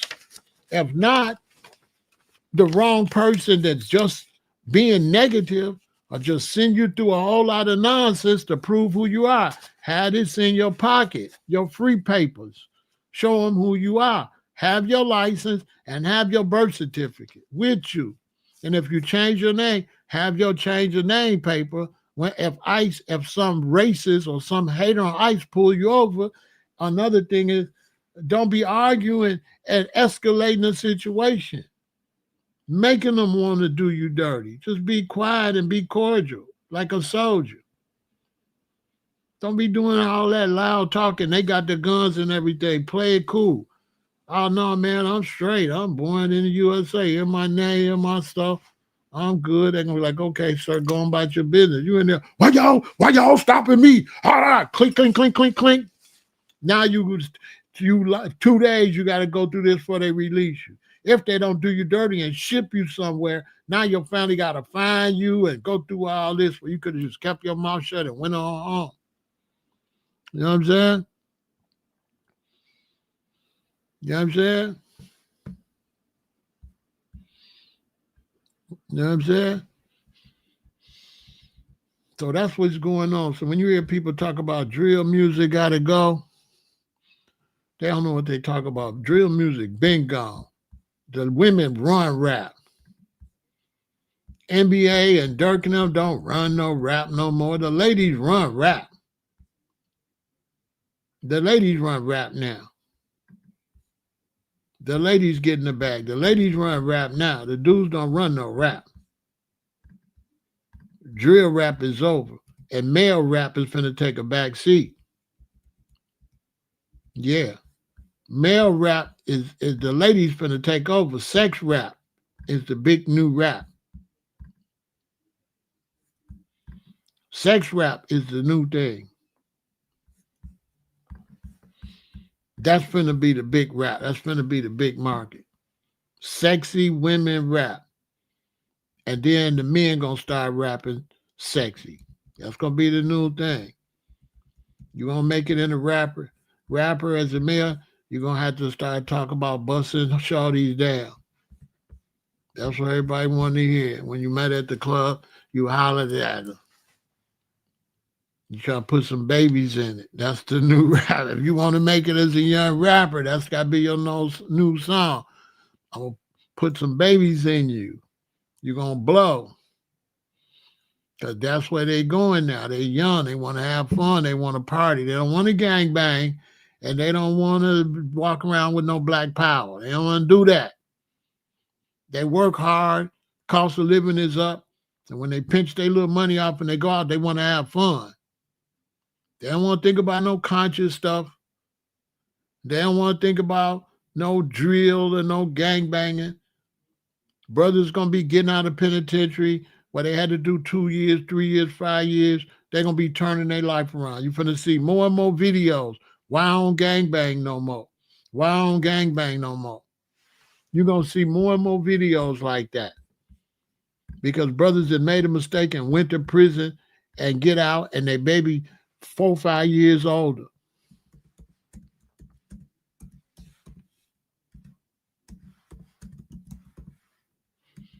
So you finna see you in the era where brothers finna stop.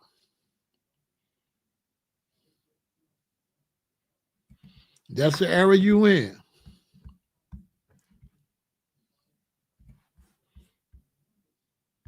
That's the era you in.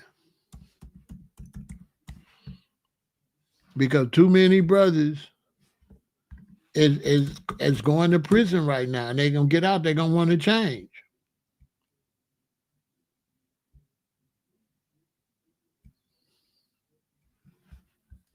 Brothers gonna want to change. They not. They not. That's over. Nobody want to throw their life away. Nobody want to throw their life away with that foolishness. That's over.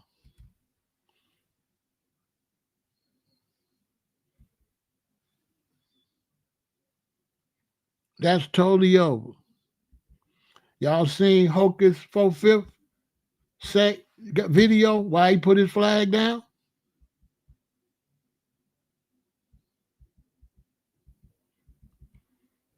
Y'all seen the drop my flag challenge? Check it out. Them days is over, man. Dudes ain't gonna keep going. Look,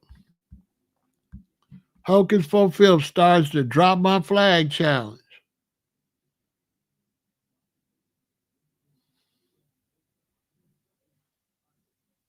It's over. They're like they don't want to be Crips or Bloods or GDs or BDs or none of that. They is not finna keep going to jail over that. That ain't paying no bills. That ain't doing nothing for nobody. That ain't doing nothing but, that ain't gonna do nothing but ruin your life. You know what I'm saying? I've been out here a long time in Chicago, from Harvey, Illinois to the Cook County Jail and everything. Old Block, everywhere.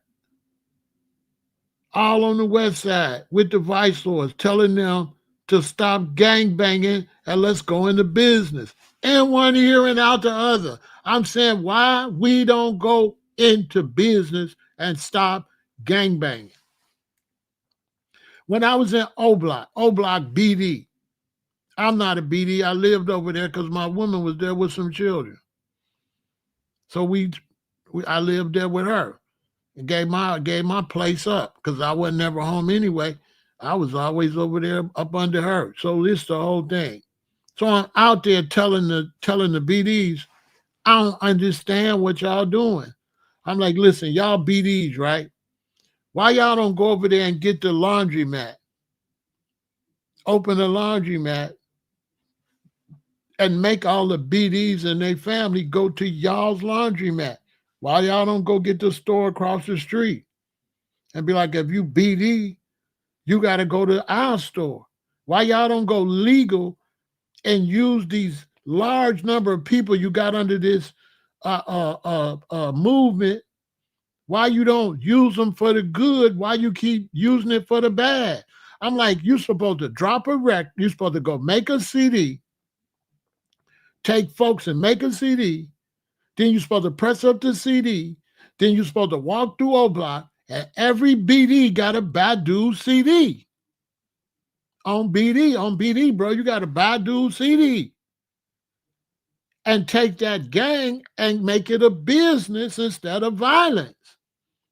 You a GD, you got to go to all the GD businesses and buy everything the GD's got. You a BD, you got to go to all the BD functions, and you got to go to their barbershops. You got to go to their laundromat. It's all positive. None of it is gang.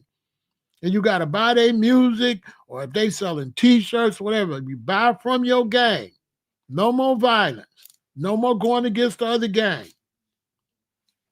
And one ear out the other. The GDs. I ain't going to say no names because different brothers is on the run for not listening to me. This is before I moved to O Block because I've been around everybody. So I'm with these BDs. They got like a recording studio and they in there trying to get in the music business. And I'm telling the GDs, why y'all don't go legal? I couldn't understand why you got all this manpower, all this women power. Why don't you use it for the good?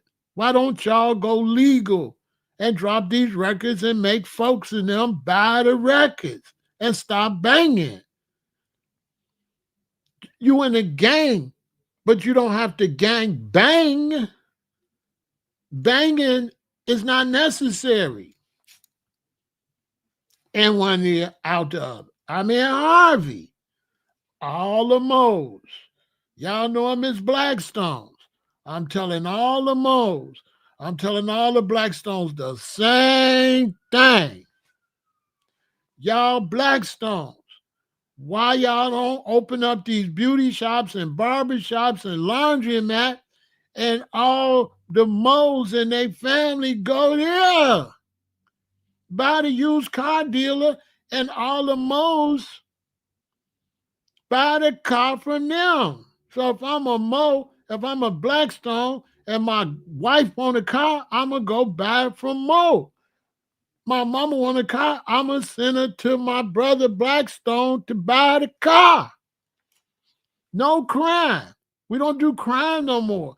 If we can get together and buy kilos, we can get together and buy candy. We can get together and buy vegetables and fruits. We can have fruit and vegetable stands. We can have restaurants. We can have snack shops. We can have barbershops. And one ear out than the other one. I'm in the Cook County Jail for 4 months where everybody there. The Blackstones is there. The GDs in there, the BDs in there, all the vice lords, travelers, conservatives, everything. The four corner hustlers in there. I'm in the county jail saying the same thing to all the brothers.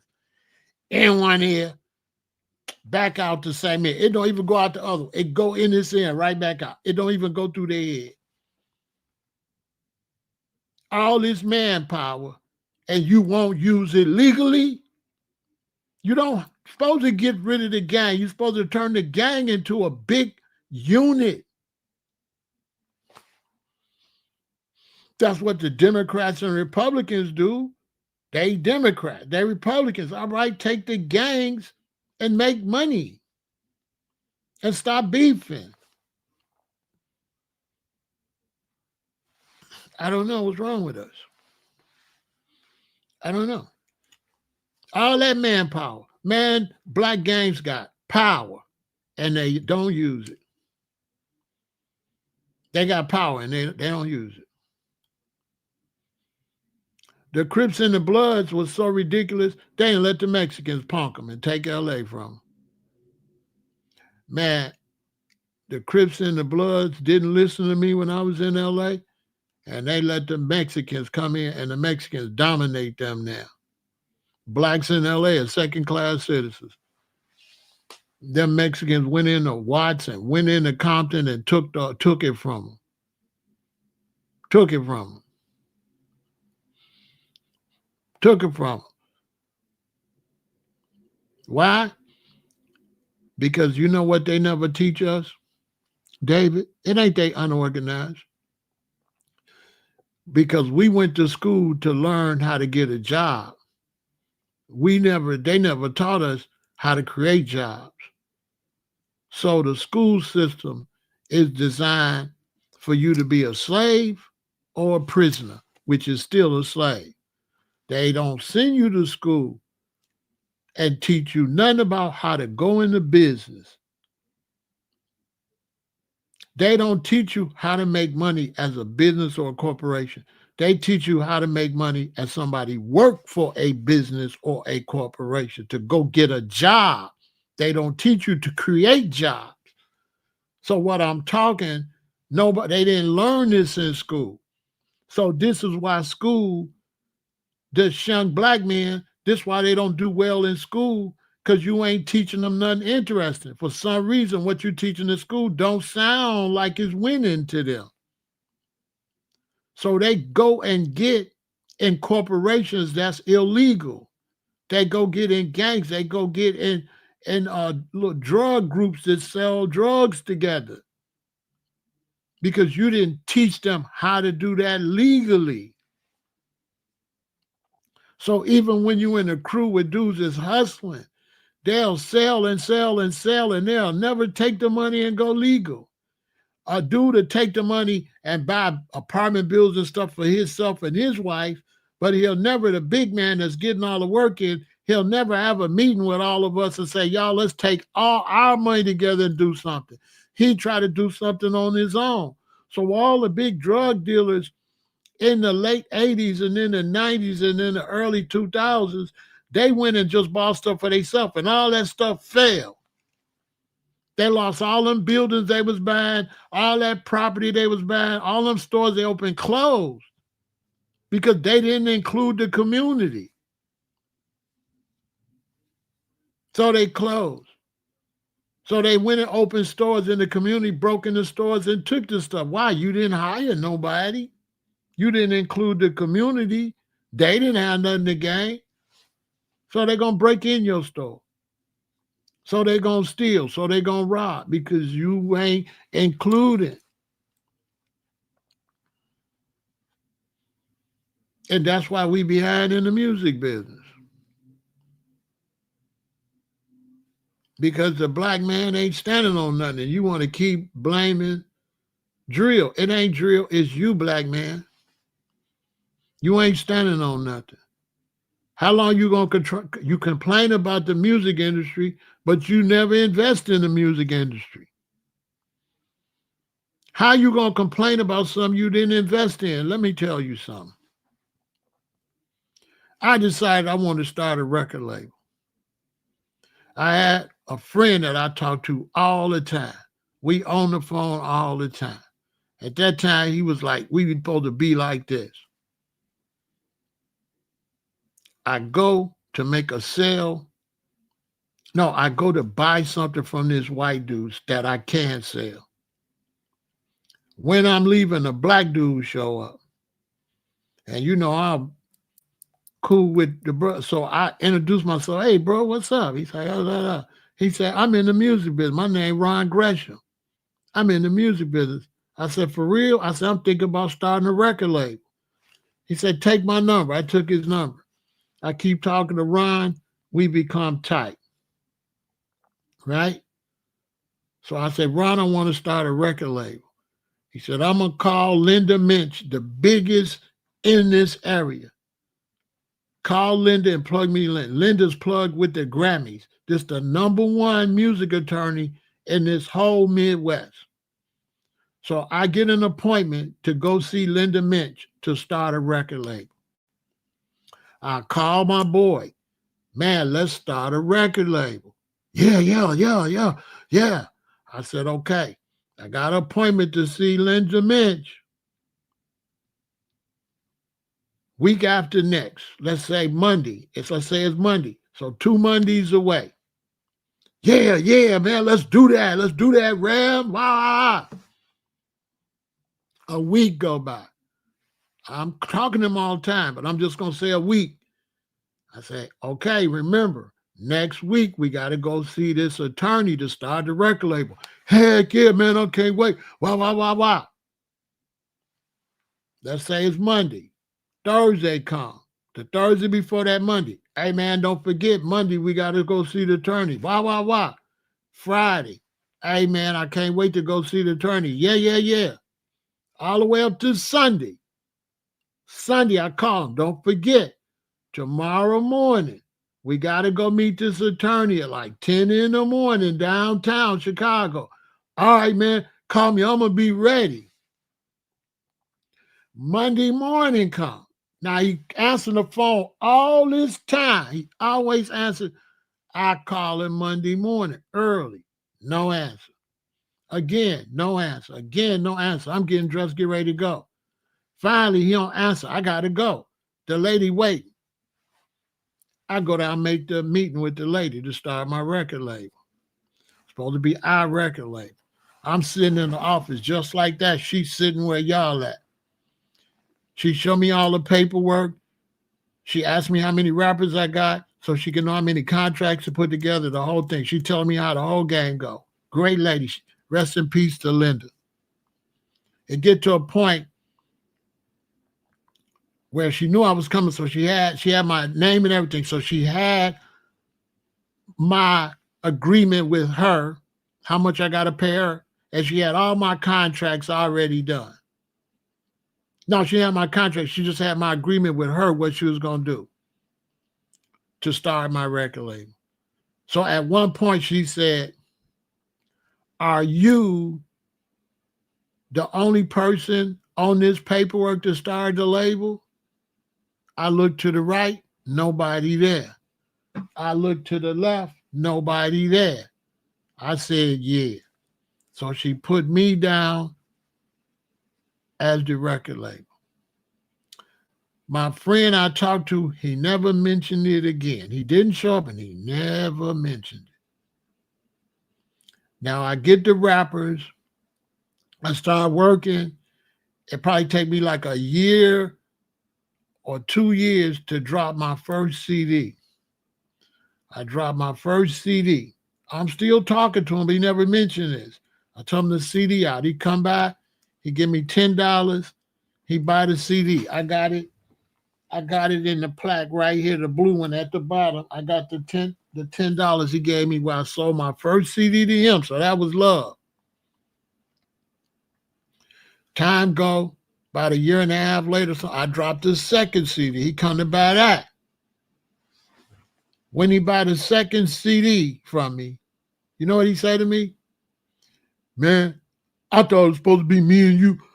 Once he see it successful and I'm getting songs on TV, and he said I get 2 songs on Showtime, and he see We going on tours and we doing shows. You know what that man say to me? This like 3 years later. Man, I thought it was supposed to be me and you. I ain't even say nothing. That man said, I thought it was supposed to be me and you to do it. Somebody that ain't mentioned it, didn't show up for the meeting, and ain't mentioned it for 3 years. He ain't mentioned it when he bought the first CD because he still didn't believe in it. He never believed in it. But when he's seen it successful, now he's saying, I thought it was supposed to be me and you. Now, mind you, I'm coming out the streets. So I'm thinking in my head, it really ain't supposed to be no you on some other type stuff. I'm thinking, bruh, you lucky it's a you. You know what I'm saying? I'm thinking crazy. Just saying that to me, I'm thinking, man, well, you know what I'm saying? Boy, you about as funny. Now, eventually, that relationship totally disintegrated because once a loser and once a hater and once a snake, always a snake. So eventually I had to get rid of the dude, which is another thing for young brothers. Once you see somebody ain't no good, get rid of them right then. Right? Soon as you see nobody's no good, don't wait to see it the second time, the third time. Once they show you who they are, believe them. I should have got rid of him. When he didn't show up, I should have dumped him. When he didn't show up and didn't answer his phone and didn't mention, I should have never talked to him no more. Because he already showed me the type of person he was.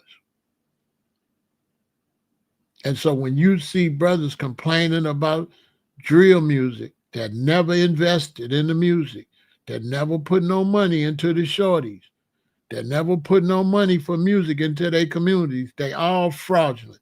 Every last one of y'all that watch this, they got a bunch to say about drill music and don't agree with what I'm saying, but you never invested in the young people. You talking about that the CIA and the FBI came and made drill music and made gangster music. That's a lie. That's a lie. They had a secret meeting. That's a lie. It ain't no government can make you stop buying positive music. And if you wanted to buy positive music, brothers would have started small labels and sold it to you. Positive rap disappeared because the black man wasn't positive. And the ones that was positive, 90% of them was fake and positivity disappeared. And when positivity disappeared, didn't nobody want to hear no KRS-One. Didn't nobody want to hear no Public Enemy because there was no conscious people to listen to it. And then everybody wanted to hear you. And you can't knock the hustle because everybody had to hustle. Everybody that wasn't in the scene, everybody that didn't have a good job had to go to the street and get it how they live.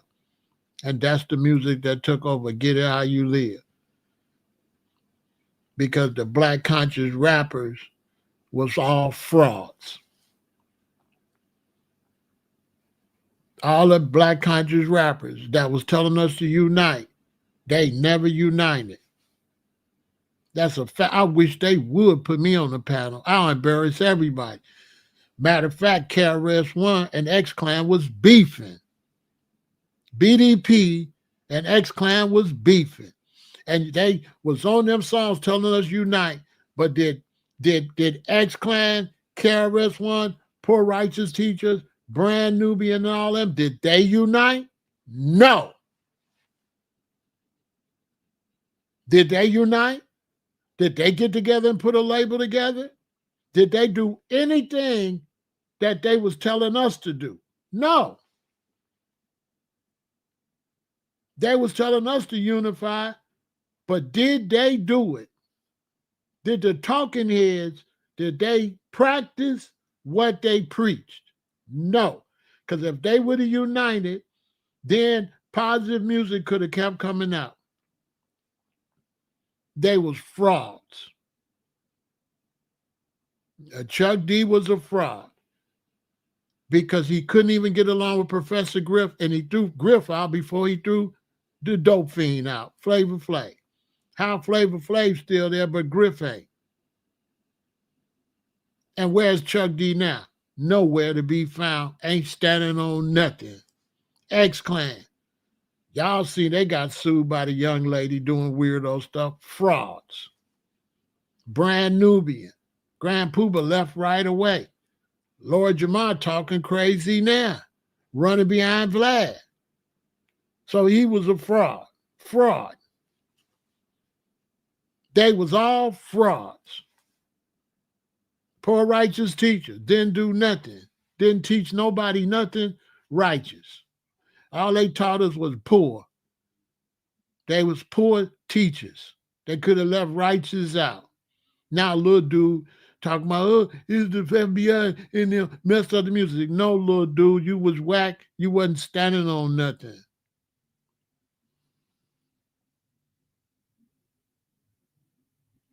Go look it up. They got accused of doing stuff to a young lady and messing with that white stuff. They was on that white stuff with a key. Sissy, what kind of key? He was with a bird. He was with a key. With the key, sissy, what kind of key? He should have said with a kilo. Sissy. He should have put low. Yeah, he was with a key. He was with a key. He was with a kilo. He was a fraud with them old plastic hats on. He was a fraud. I didn't like it from the beginning when they had the plastic hats on. They was fraudulent. They wasn't no real revolutionaries. Them dudes was frauds. Okay? They was frauds. X-Clan was frauds. I'm older than them. I seen when they came, I knew they was frauds. We wasn't wearing no plastic hats. We wasn't wearing no plastic hats. We wasn't wearing no plastic hats. We was wearing real leather hats, man. We was wearing real hats. We wasn't wearing no fake plastic hats, okay? We wasn't wearing no fake plastic hat. X-Clan was fake. We wasn't wearing no plastic hats. Okay? I'm ground zero. Shout out to Nicholas Novelty. I'm the one sold all that stuff. I've sold Bobby Brown and all of them hats. That was getting that stuff from me. I'm one of the people who was selling that stuff. They was getting that stuff from me. That stuff they was wearing was fraudulent. That wasn't the real black novelties. That was bootleg stuff. And they was on the East Coast where they could have got the real stuff. You understand? This how the real ones was going. That's Joseph Hill from Culture. You see me selling them a shirt? You see my hat? That's the real king hat. That's not plastic. That hat come from Lion of Judah in New York. KRS-One was a fraud.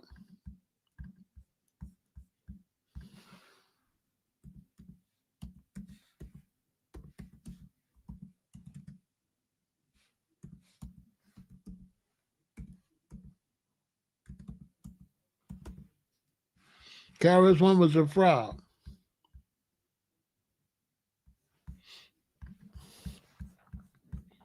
That's why KRS-One fell off. KRS fell off because he did the song. Okay, the West Coast had We All in the Same Gang. And what was the unity song on the East Coast?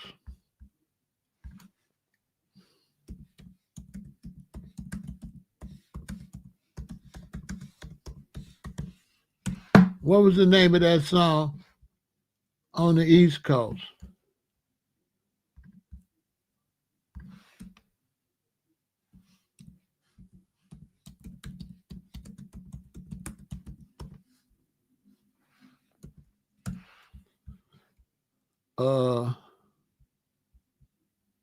Not You and ITY by Queen Latifah, the one with all the rappers. What was the name of that song? Self-Destruction, right.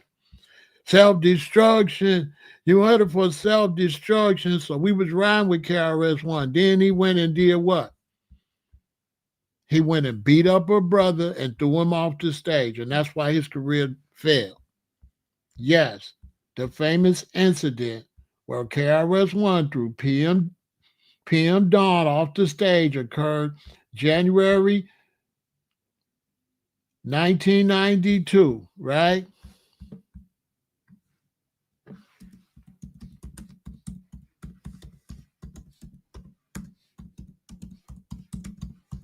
Let me look up the release date.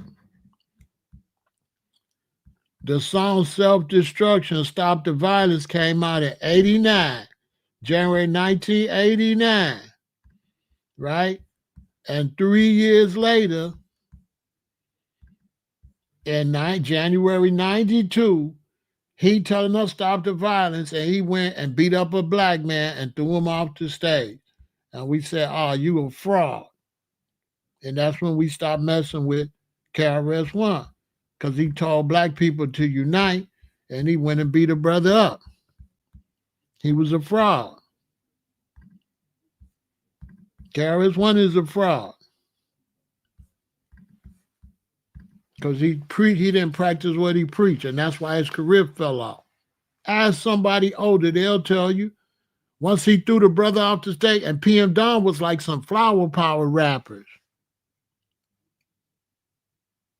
Right? So they was into peace and love and flowers. And KRS-One was trying to go around and bully.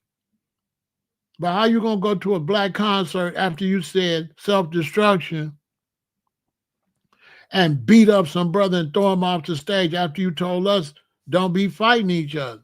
So everybody was like, what? That's when his career was over. Not to mention he got on Rap City or Yo MTV Raps hating on Ice Cube when Ice Cube blew up. So we like, oh, this dude is a fraud. That's why his career disappeared. Because, bro, you told us not to be fighting each other. You can't tell the black community to be peaceful and not fight each other and go beat a brother up. Everybody's like, what? That's why his career crashed. Because he was a fraud.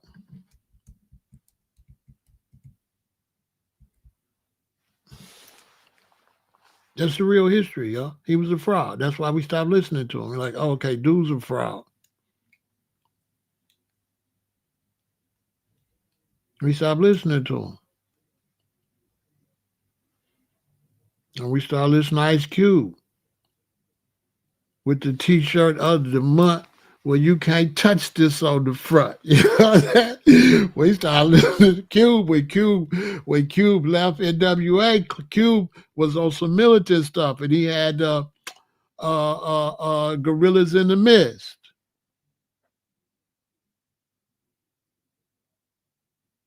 You know what I'm saying? So we started listening to Cube. And then the whole black conscious stuff disintegrated. It ain't coming back. Or maybe let some shorties come up born on something different. But everybody talking about that because they haven't figured out. See, here go the thing. Let's just talk about drill. You got drill music pushing violence and fighting. The brothers say, a lot of brothers say they don't want to do drill music, so they want to do some black conscious music because they trying to make conscious music the opposite of drill music, and that's where they making a mistake. Because you don't got to make conscious music. All you got to do is make music that's not drill. So all you got to do is just make regular music about getting married, about problems you go through in life. Because back in those 80s, back like that, The opposite of gangster rap wasn't positive rap. It was life rap. Most of the rap was just about life. But they trying to act like the music that wasn't gangster was about some type of black consciousness. No, it wasn't. So if you want to bring the music back, just make regular music. You don't got to make no black conscious music. Make music about working. Make music about the struggle of paying your bills. Okay? Make music about the struggles of life. You don't got, and that's the opposite of violent music. But they trying to make it like you got to make music with a bunch of crystals and copper on. No, you don't. You just make regular music about getting married, going through a divorce, raising children, splitting up. Your baby mama got their children or your baby daddy tripping. Just make regular music about what we deal with in life. You don't got to make music galactic, sphalactic, all in the elastic.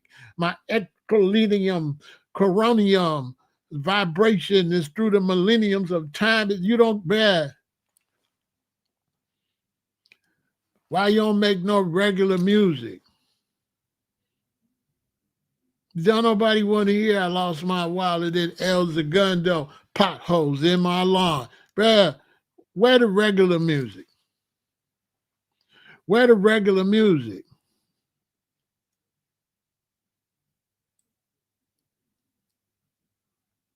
Don't nobody want to hear no political conscious rap, man. Nobody want to hear that when we got to get up and go to work. We want to hear regular music. Milk is chilling. This is chilling. What more can I say? Top billing. Where's that at?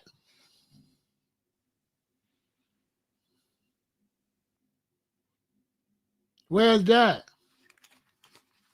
Where's the rap? Just rapping. Why you trying to push some psychological to the melanin?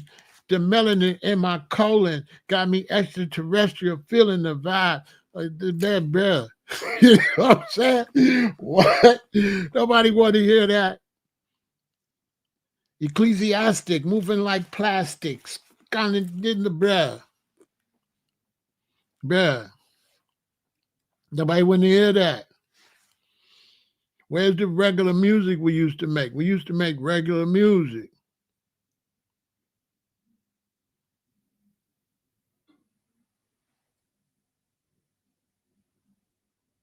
We used to make regular music. Where the regular music at? You know what I'm saying? Now you trying to say a whole bunch of words, the beat whack. You can't play it at no party. Ain't nobody going to no party. Just nobody going to no club to hear that. Yeah, it's not applying to no life. They just trying to say a whole bunch of fancy words. Now, there is room for spitters, but spitters can't do concerts. Spitters can't do concerts because when people come to a concert, they want to see you move. So they say, well, X Clan doing good. That's because you already know the songs. But X Clan didn't do conscious music. X Clan didn't do conscious music. X Clan did real stuff. Cash rules everything around me. Cream, get the money. Dollar, dollar bill, y'all. I grew up on the crime side, the New York Times side, staying alive to survive. That's what we want to have. That was no conscious music. That was real music, what we go through.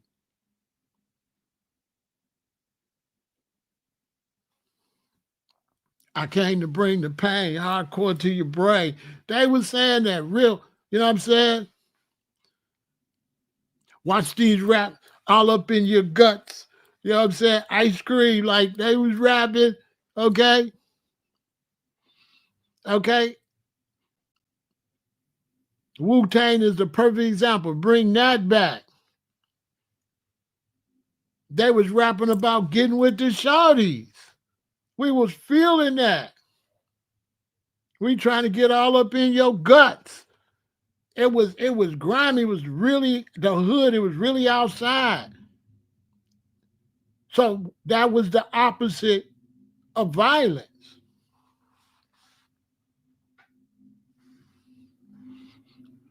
That was the opposite of violence. Big Daddy Kane, Rakim. Rakim wasn't rapping on a whole bunch of extraterrestrial stuff. Rakim said, because I don't want to think about getting paid. That's what we want to hear, bro. Well, we got to get some money. Rakim wasn't ecclesiastical, fastical, scrastical. Rakim didn't do that. He tried to come back and do that, and he flopped. Because Rakim wasn't even the man anyway. Rakim wasn't the man. Eric B was the man.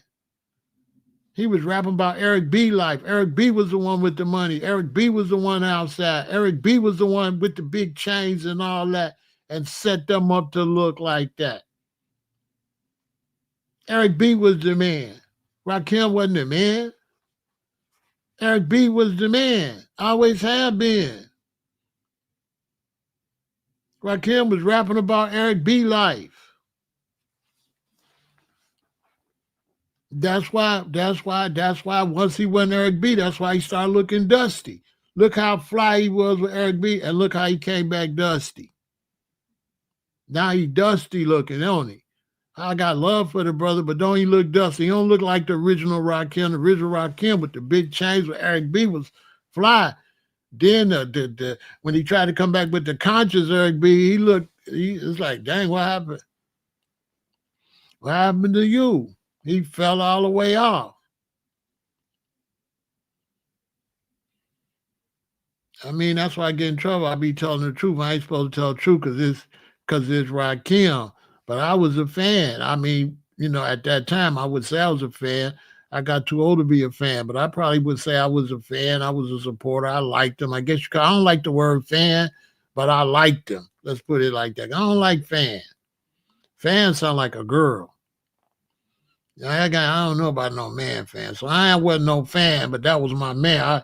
You know what I'm saying? I used to wait for Follow the Leader. They got the gangsters. They got the Tommy guns. He on the outside of the truck. Yeah, I mean, on the car, the old school car. That was like my favorite rap video. Somebody asked me right now, what's your favorite rap video ever? It's Follow the Leader. Oh, my song. I would wait for that song.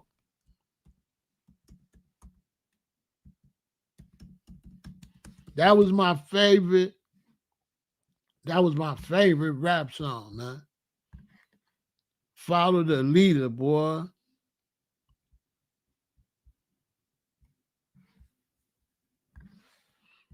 Man, that was the greatest. That was my greatest. That was it, bro. That was my favorite rap video. I'd wait all day for that video. That was the main video I wanted to see. Was Follow the Leader, boy. I would wait. You know what I'm saying? Coming from Chicago, we always like that, Al Capone gangster type stuff. You see the Tommy gun on the outside of the truck. Man, I thought this was the greatest thing ever. This one of the greatest rap videos ever. Follow the Leader, man. Man, that video is so hardcore. And y'all remember how he was walking when he was walking? Oh, man. Man, y'all remember how Rakim was walking in that video when he was rapping? Man, look.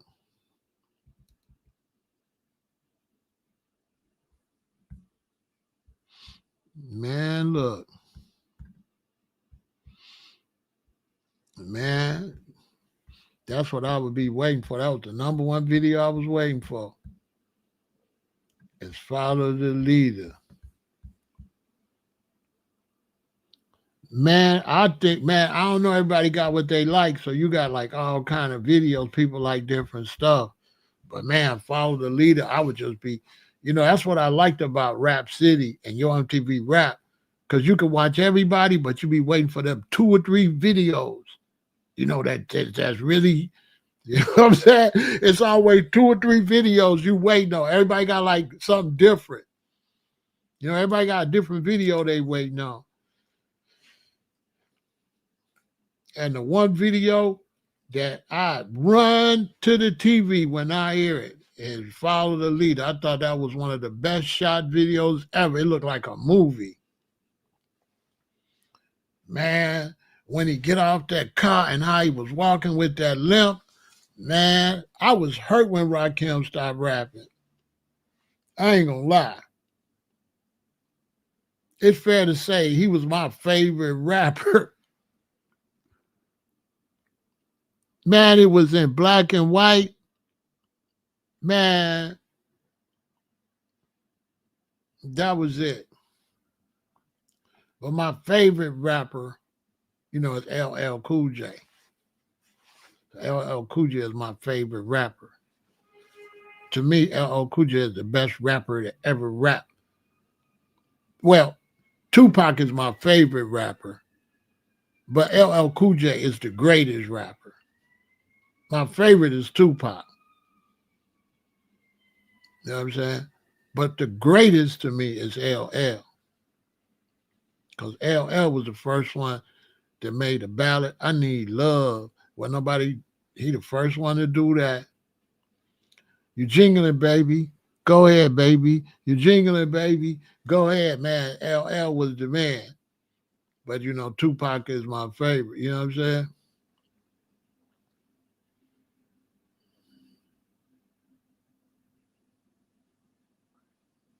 They got me trapped, dude. You can't keep the black man down.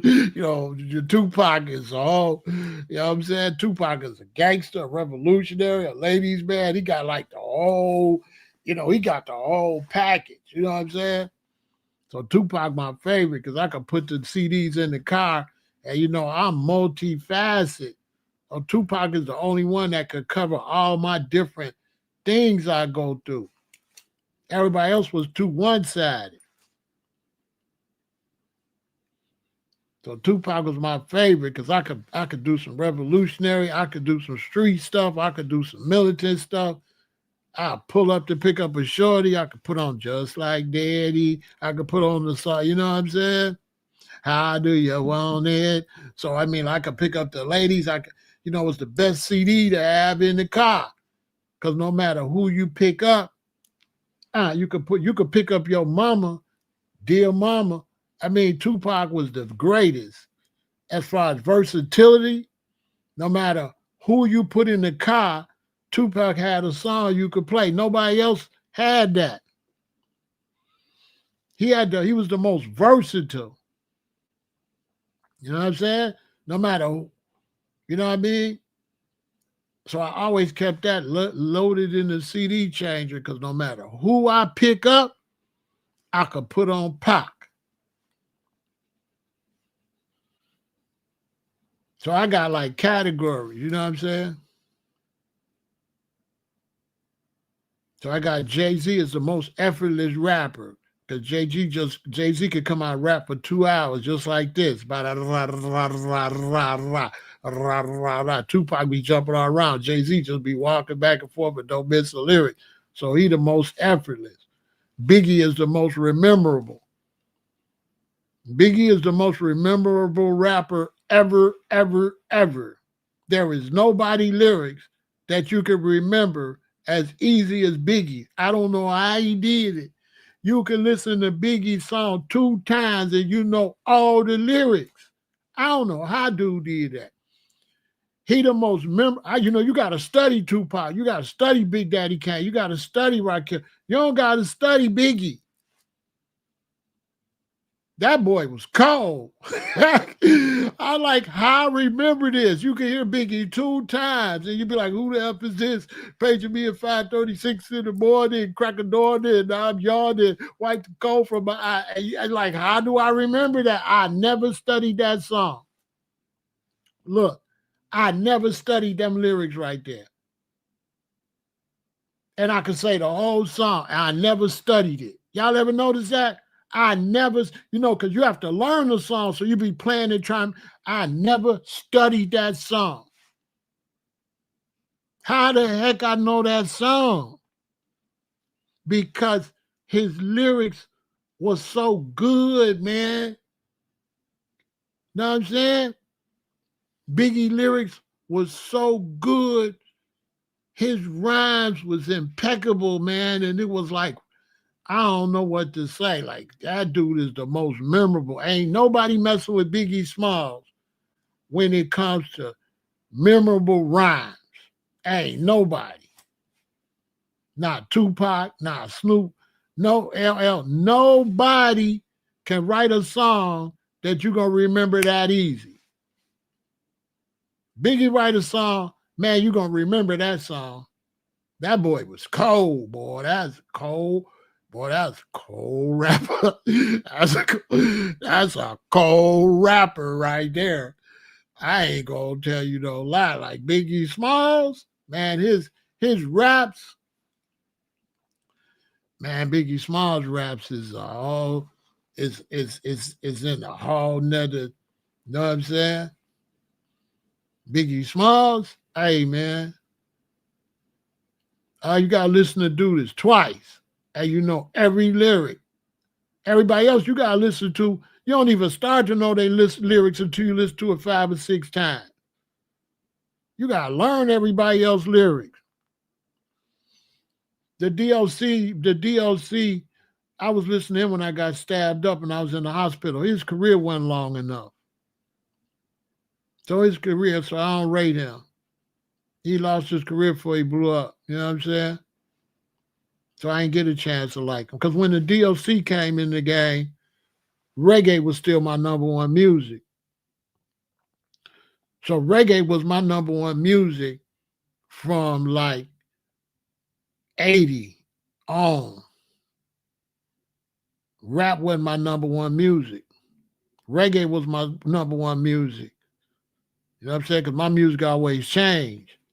So when I was little, I had one music I grew up with, the Supremes and all that. Then I went to school in the 70s, so you got the OJs and Ohio players and all that. Then when I started growing my dreadlocks, going to consciousness, then reggae was my number one music. Dennis Brown, Prince Pharaoh, Steel Pulse, Black Uhuru was my number one music. You know what I'm saying? And then when I came back to LA, that's when NWA popped. And then I started sliding out of reggae. Reggae started falling off.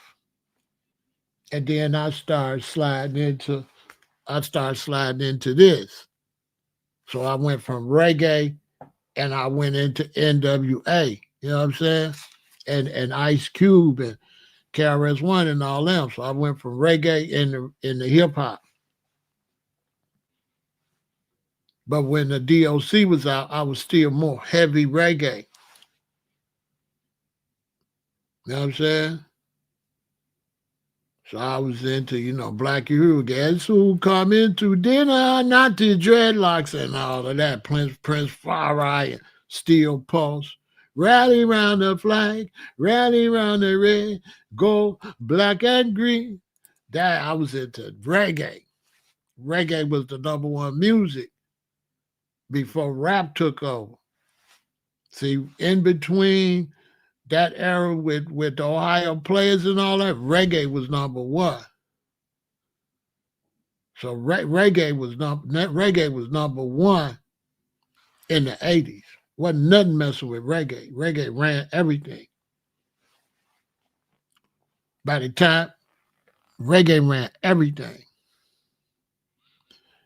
I ain't like Guru with all that jazz. I ain't really like that jazz and Mataz nonsense. I ain't like that. I liked EPMD. EPMD is a world premiere. I was on EPMD heavy. I liked the EPMD.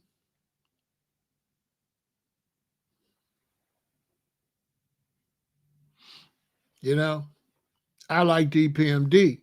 But then reggae was still good, but the rap became way better.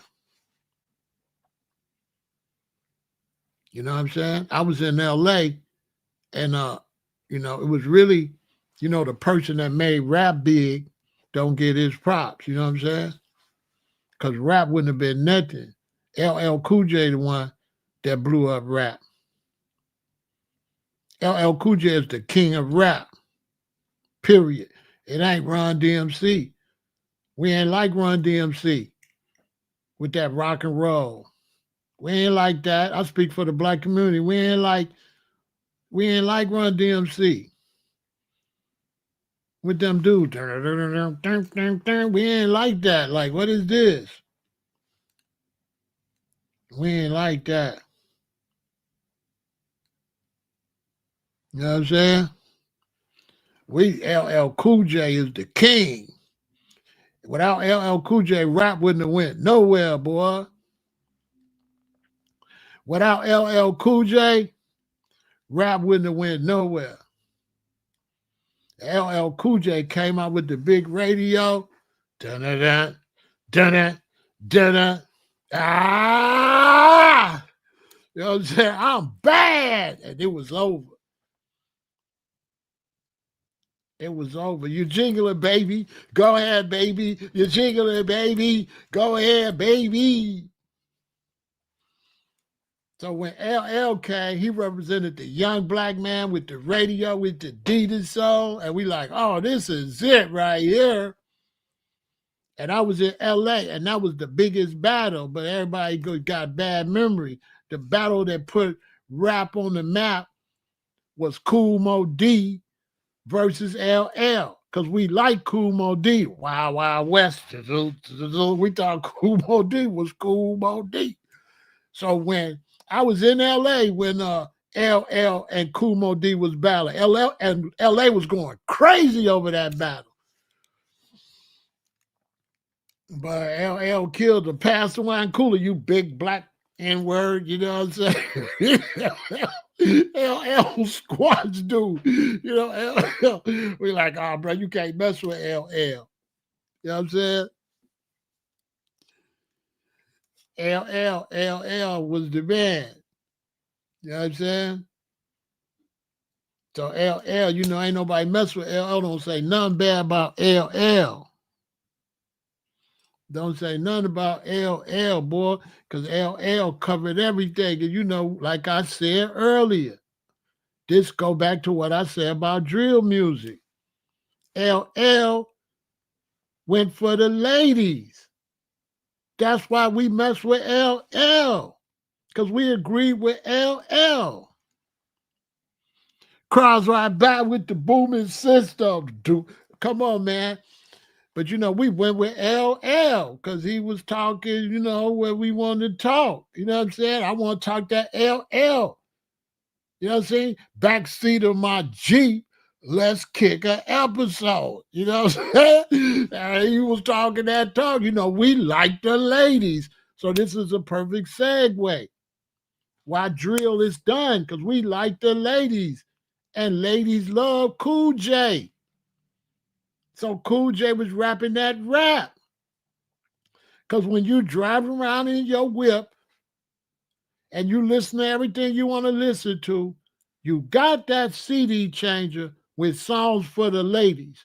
The most important songs in my CD changer was the songs for the ladies.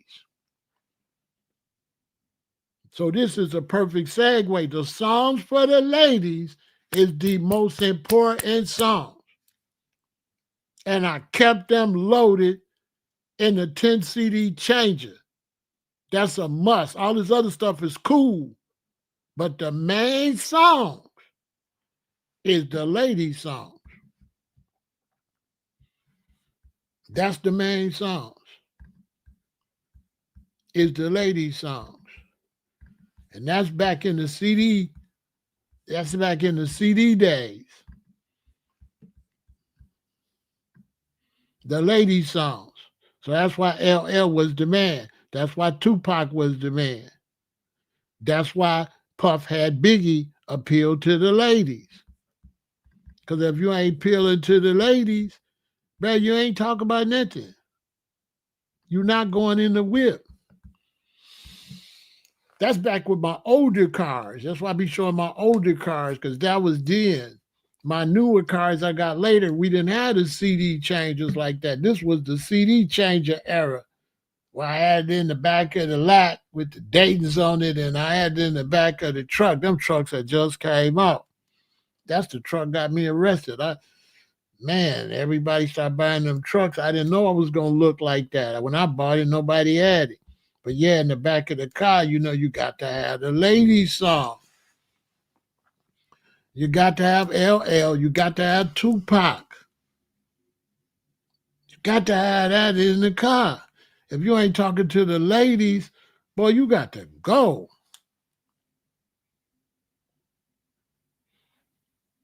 You got to go. Because I got to pick up the ladies, and I got to have songs for the ladies. That's the most important songs in the car.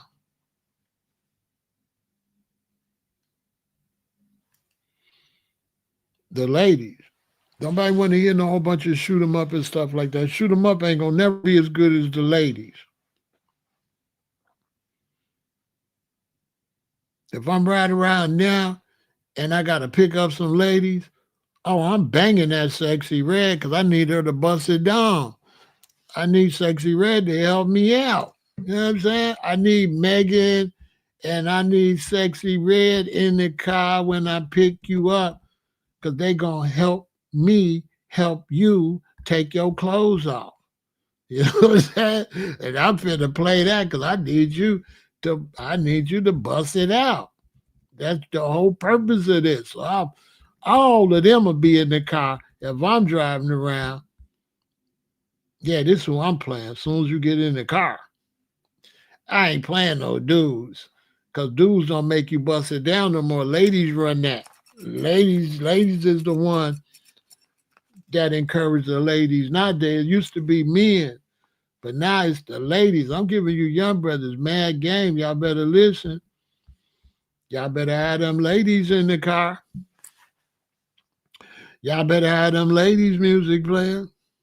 If you going on a date, you picking up a woman, don't nobody want to hear the Temptations and all them no more. You want to get in the car, have a couple drinks before you driving or after you've been driving, and then let Sexy Red and them tell her what to do. You know what I'm saying? They gonna help her get naked. She gonna listen to them. She gonna start moving, and she gonna want to be sexy because she listening to Sexy Red. Duh. You know, and you trying to pick up a stallion. Hopefully, you trying to pick up somebody thicker than a Snicker. So yeah, much love to the ladies. I'm very proud of the ladies for taking over the music industry. Congratulations to them that they overcoming discrimination and all that. And I'm really happy to see the ladies shining like that in the music nowadays. It's a beautiful thing to see all these beautiful sisters now getting some shine because they really didn't do Queen Latifah and MC Light and them as like they could have. They did promote them, but not like, they didn't step up. These women is a little more gangster. They not going. Glorilla and Lotto and Megan and all of them, they not going for no back seat. They want they spot in the game. And they want to be respected for being women and they want to be sexy. And I support them. I support them. They want to be able to push what they push. Hey, true story. So I was driving Uber And I'm going to talk about that later too, about how to make your job a fundraiser. I might talk about that this evening. Make your job a fundraiser. So my fundraiser was Uber. So I would go drive Uber because I couldn't get fired, and all my other businesses and stuff, I could do them and I didn't have to go to work. So I liked Uber because I could go whenever I could go. I didn't have to go. They can't fire me. So I might not go drive for 2 weeks, or I might go drive for a whole month straight. So one day I picked up 4 black women. They were fine. It was 3 in the back, and it was a real fine one sitting next to me. So they got in like, hey, oh, you cute. You have they turned on the radio. And when they turned on the radio, this lady came on. If you wanted to, da da da da da da da da, right? With this song called Kodak Black. Now I'm listening to the radio, so this song had just dropped. This song hadn't been on the radio no more than 2 or 3 days. And I got these 4 fine sisters in the car, and they sang every word of this song. So I'm like, who is this lady on the radio? Man, them sisters went crazy for that Cardi B song. That Kodak Black, man, they went crazy.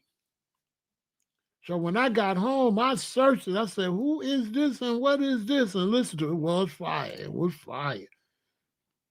And how I know it's fire in the music business. If these women say it's fire, then it's fire. And they was going crazy. They knew all the lyrics.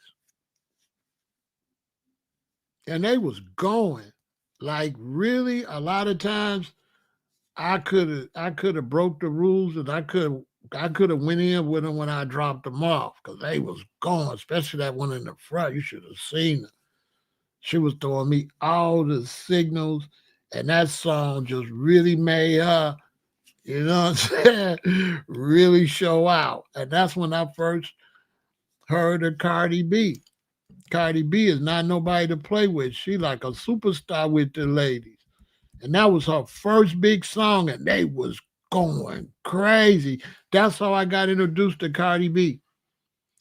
I got introduced by 4 black women in my car that turned the radio station, and they came on, and they went crazy. They went crazy.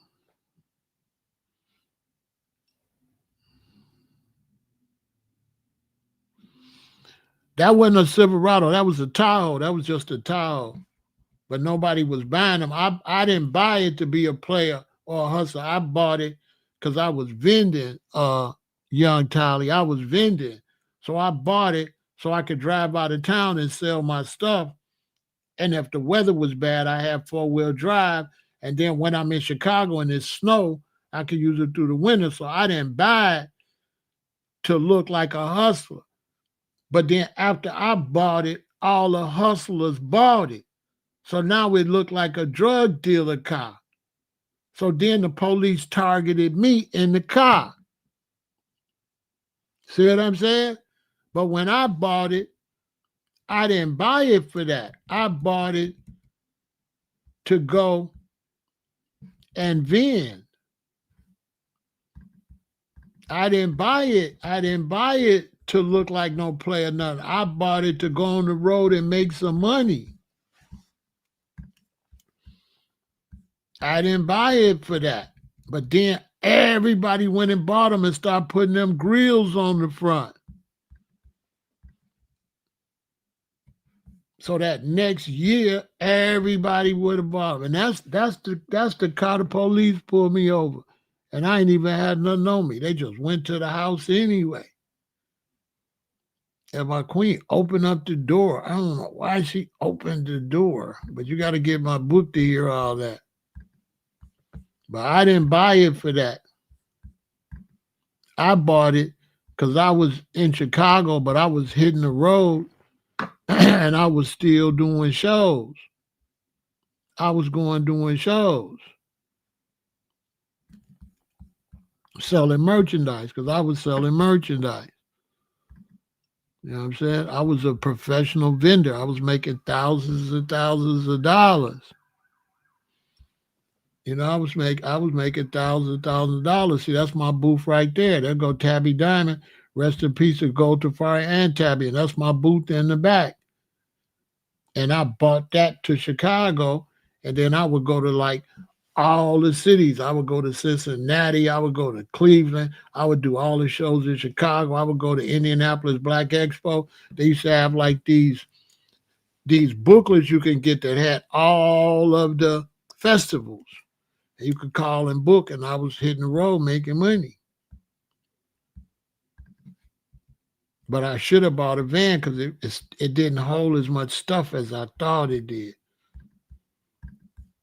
Do I mess with Twister? Well, you got to understand that.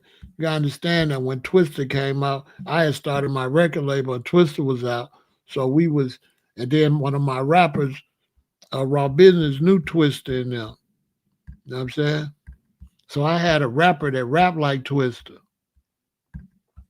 Raw Business from the West Side. So, in those days when I started the record label, that's number one. We listening to Do or Die, Twister, Crucial Conflict, and all of them.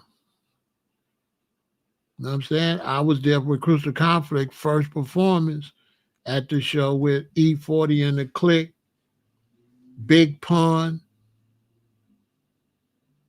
8 Ball and MJG and Crucial Conflict.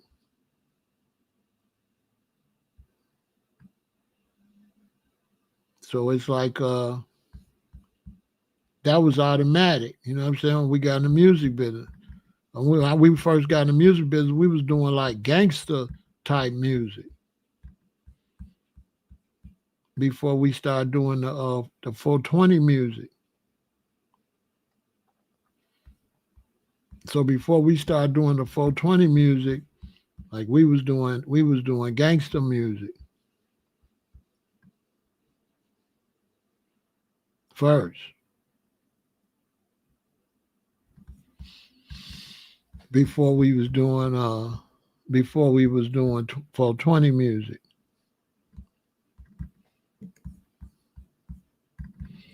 So my boy, he was from the west side, and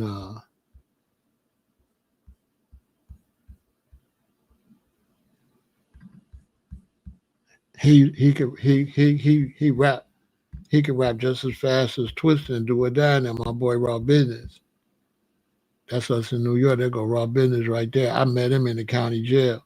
He a foe too. You see, he throwing out the foes. So my boy Raw Business, he from the west side. He rap like that.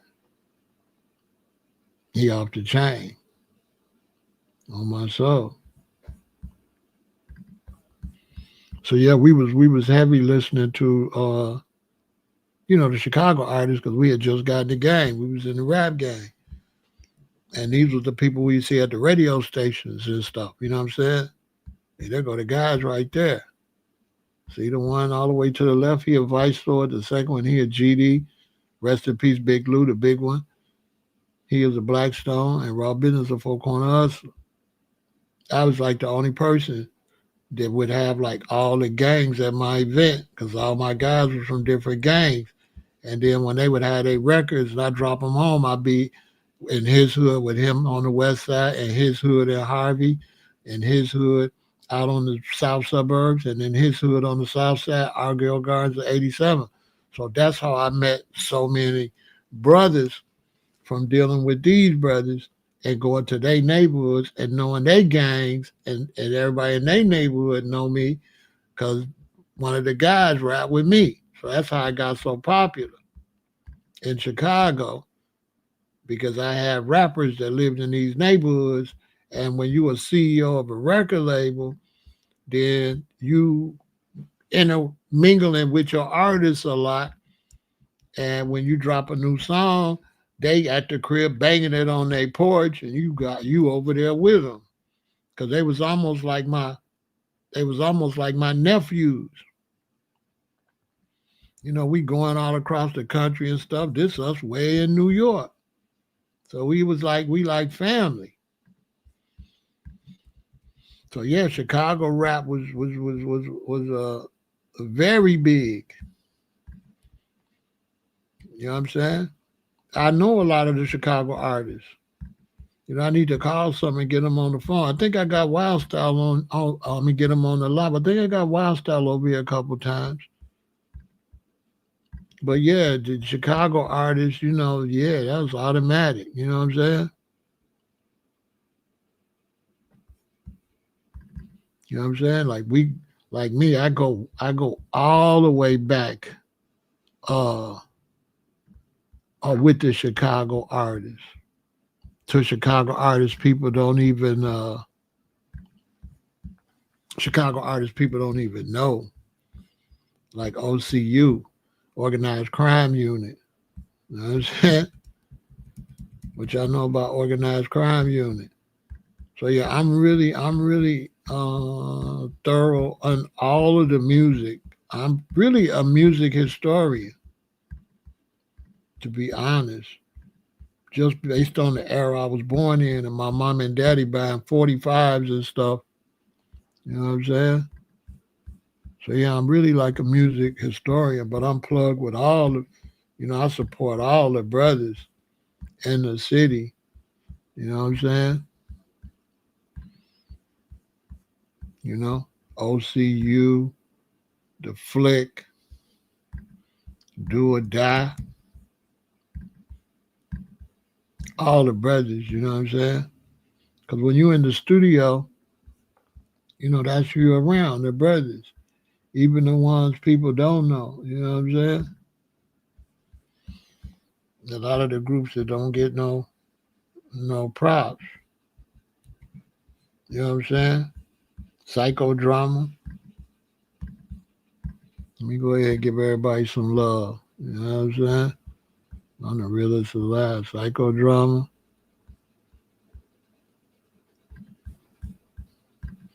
But the new one on the block, that's super fire. Fly Pirate Skins. What y'all know about Fly Pirate Skin? He's shutting the game down. Up and coming. Super lyricist. You know what I'm saying? Super lyricist. You know what I'm saying? Super lyricist. Payroll, the one Jay-Z, the Kanye took the song and gave it to Jay-Z. Never change and never, never, never change. That's Payroll song. It was some smoke over that. It was a little something happened over that song. You know what? Yeah. Even the one that started drill. You know what I'm saying? Pac-Man. Pac-Man started drill. And then Waka Flocka. But this the one that started drill. Pac-Man started drill music. On my soul. R.I.P. Pac-Man. You know what I'm saying?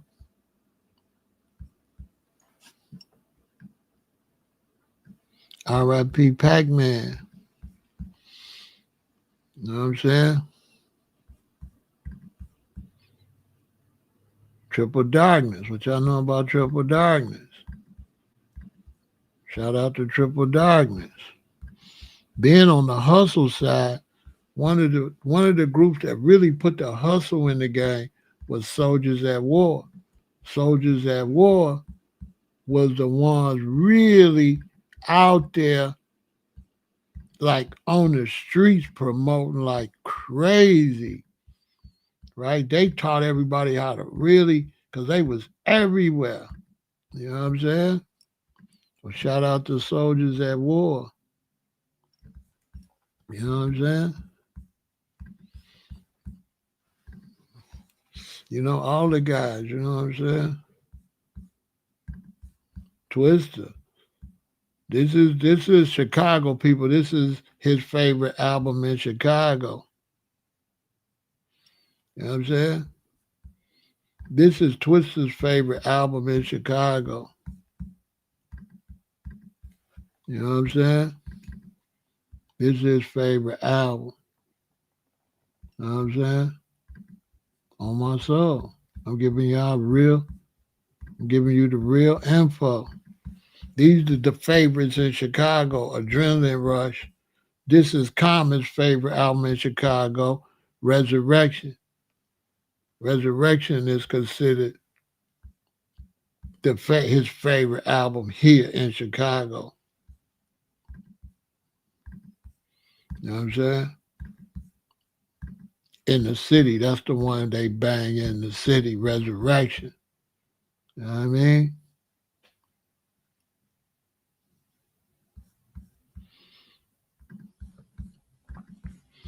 Real talk. And then, the city, the youngers, they crazy about Juice WRLD. R.I.P. to Juice WRLD.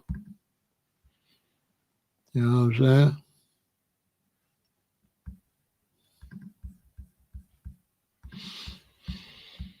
Yeah, R.I.P. to Juice WRLD.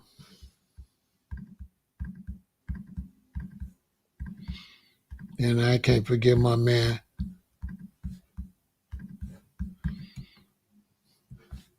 Can't forget my man, Lil Zay. Lil Zay is the man. Shout out to Lil Zay. He need to stop beefing, though. You know what I'm saying?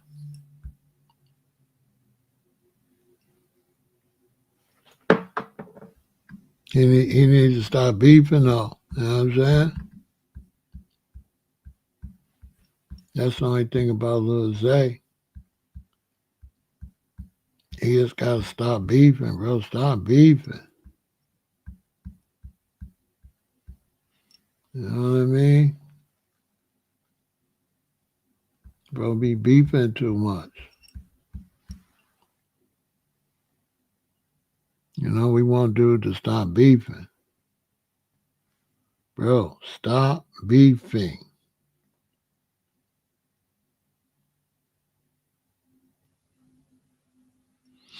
Stop beefing.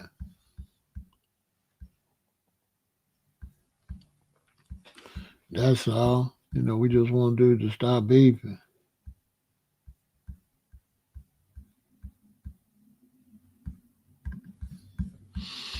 Then we don't want to forget the other brothers, two of our greats here in the city, Kanye and Rhymefest. Shout out to both of them brothers. Rhymefest don't get his props for what he did in the game. Shout out to Kanye. Shout out to Rhymefest.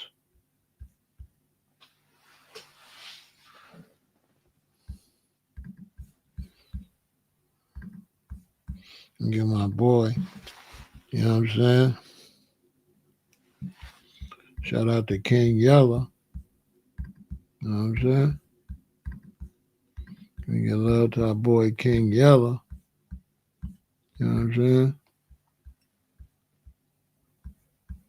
For everything he did in the game. You know what I mean? Everybody, you know what I'm saying? Then my daughter gonna get me because she went to school with dude's little sister. Chief Keef, that's my daughter's favorite rapper because she went to school right there in Dulles with his little sister. So we used to see Shorty as a little boy. You know what I'm saying? Shout out to everybody in O-Block too. You know what I'm saying? You know what I mean? To everybody in O-Block. You know what I'm saying? My daughter have a fit, and then rest in peace to Duck. He lived right around the corner. You know what I'm saying?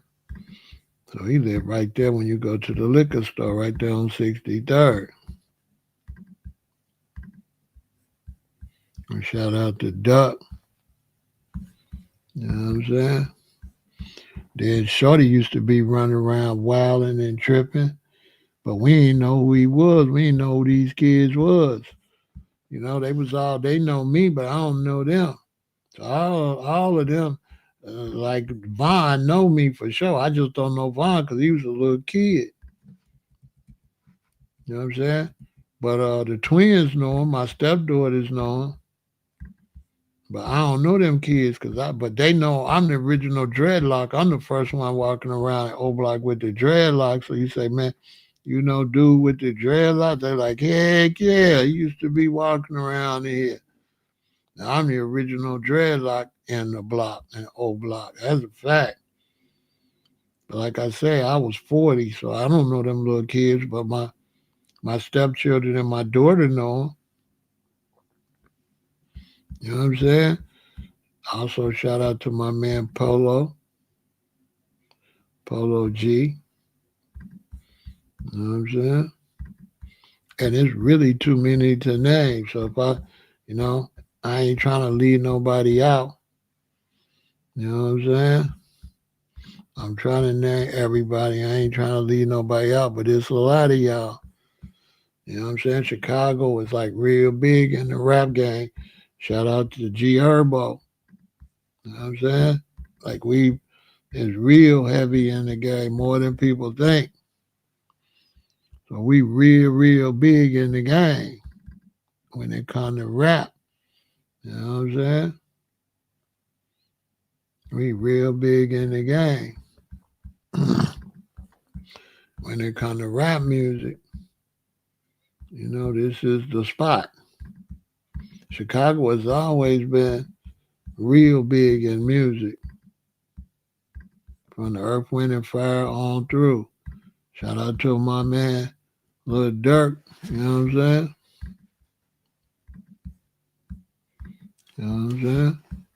Shout out to Durk.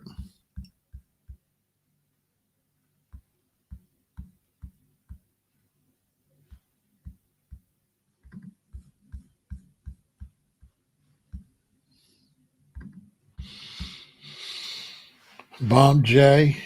Solid 4. What up, 4? LEP. Bogus Boys. I remember going to Bomb J's apartment when he was downtown before he went to prison. Where he had to get a new setup, his music setup, and my engineer had to go set him up for him. And I got bumped somewhere rapping. I got him rapping on videotape. I gotta find it in his apartment. It's classic. I gotta find it. I gotta find Bump. I got a video of him rapping in his apartment. He had just got like a condo, I think he had. Shout out to Shorty, Von off 1700. You know, he doing his thing. You know, I support the youngest. Von off 1700. He hot, though. I ain't gonna lie. Von can rap, boy.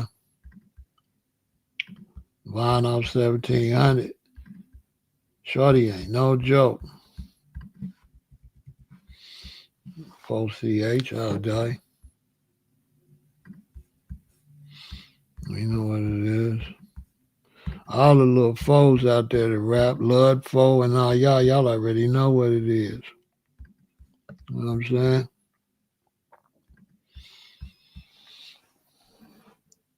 I'm gonna shout out everybody before I end the live. Shout out to my man Reese. What up, little Reese? I picked little Reese up one time when I was driving Uber. He used something now. He got in the car. I said, boy, you ain't this person. You little Reese. I took a picture with him, but I don't know where it's at. I think it got lost. You know what I'm saying? I took a picture with him, but I think it got lost. You know what I'm saying? I'm going to shout out all the guys. You know, this was the realest. R.I.P. Lil JoJo. Lil JoJo was fire. That's what started all the beef between the BDs and the GDs. You know what I'm saying? Lil JoJo. You know what I'm saying? He was fire. I can't leave out King Louis. King Louis got the new joint with the comedian. King Louis got the new joint with the comedian. It's fire though.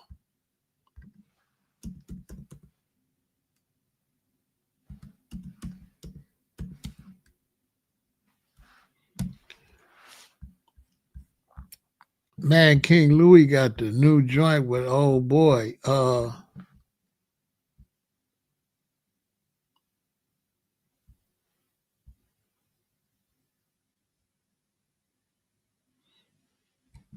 on.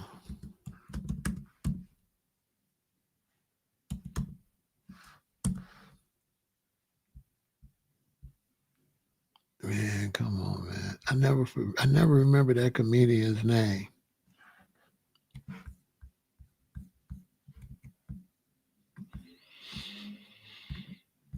And he from Chicago too, man. I'm bogus. Hold on. I can't leave bro out. Man, I can't never remember dude's name. Hold on. Dang, man. I'm bogus. Rico. Rico also funny.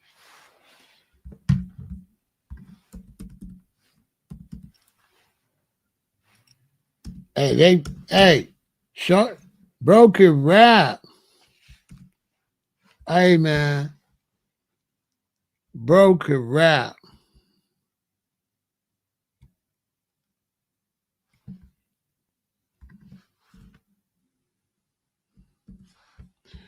Man, Rico could rap.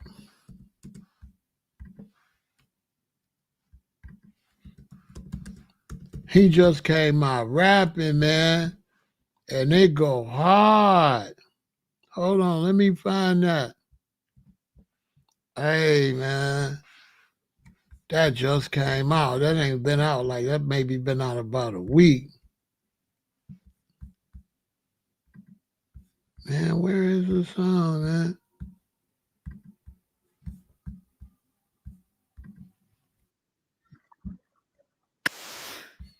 Where's the song, man? Hold on, I gotta pump this song. Where is the song? Hold on.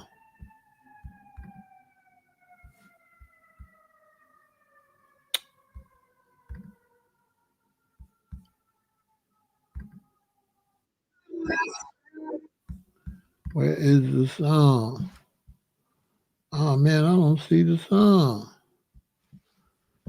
Hold on. I gotta pump that new song, man. Dude's a rapper, but man, he.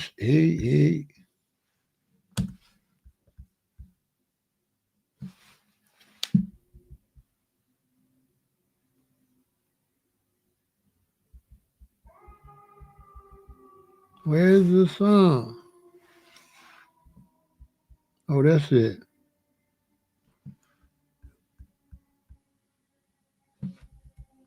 Man, where is the song?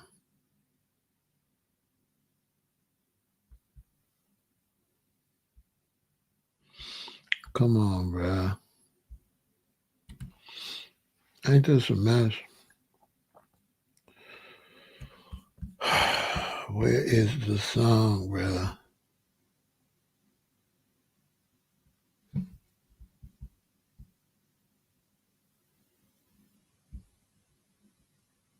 Oh man, I can't even find the doggone song. Let me see.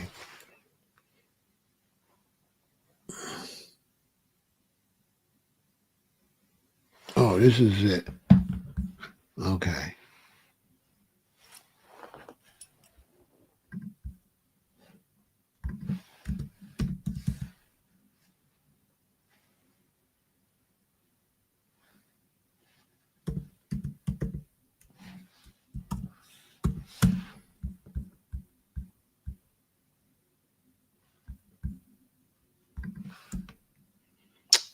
Come on, bruh. I sure want to promote that song. It's fire. Hold on.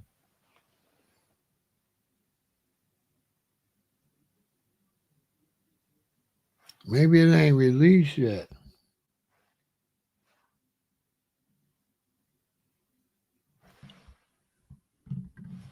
Man, it might not be released yet.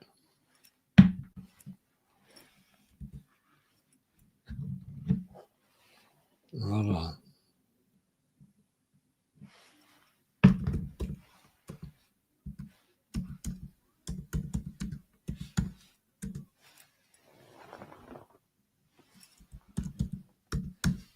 It might not be, man, it might not be released yet. That might just be a snippet that they got.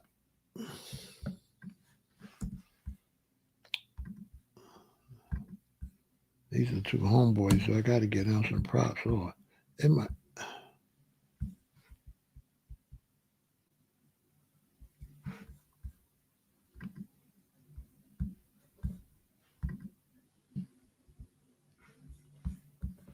Okay, I don't think it's been released yet.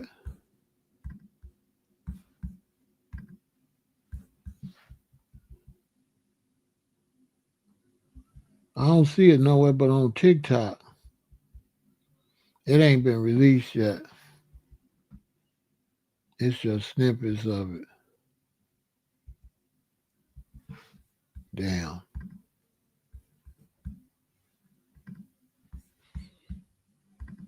But yeah, go check them out when this drop. This fire. Ozzy SHIT Champ. Go check this out. They snapping. They snapping. I ain't lying. I don't know when it's gonna drop. I don't know when it's gonna drop.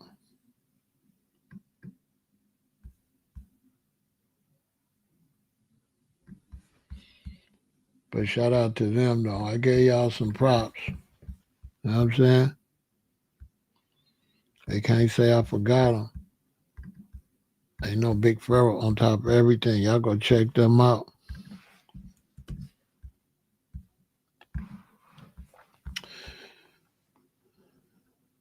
Bro, with King Louis. Oh man. Man, listen. They doing their thing for real. You would never know the brothers could rap like that.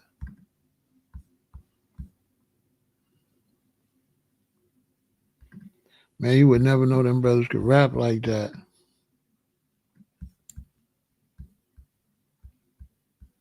I think I got pretty much everybody.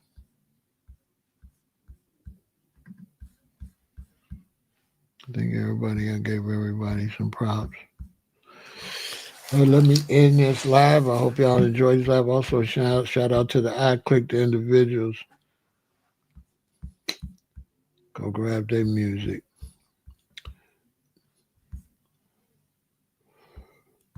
For sure. And that about covers it. Remember now with rap, before we end,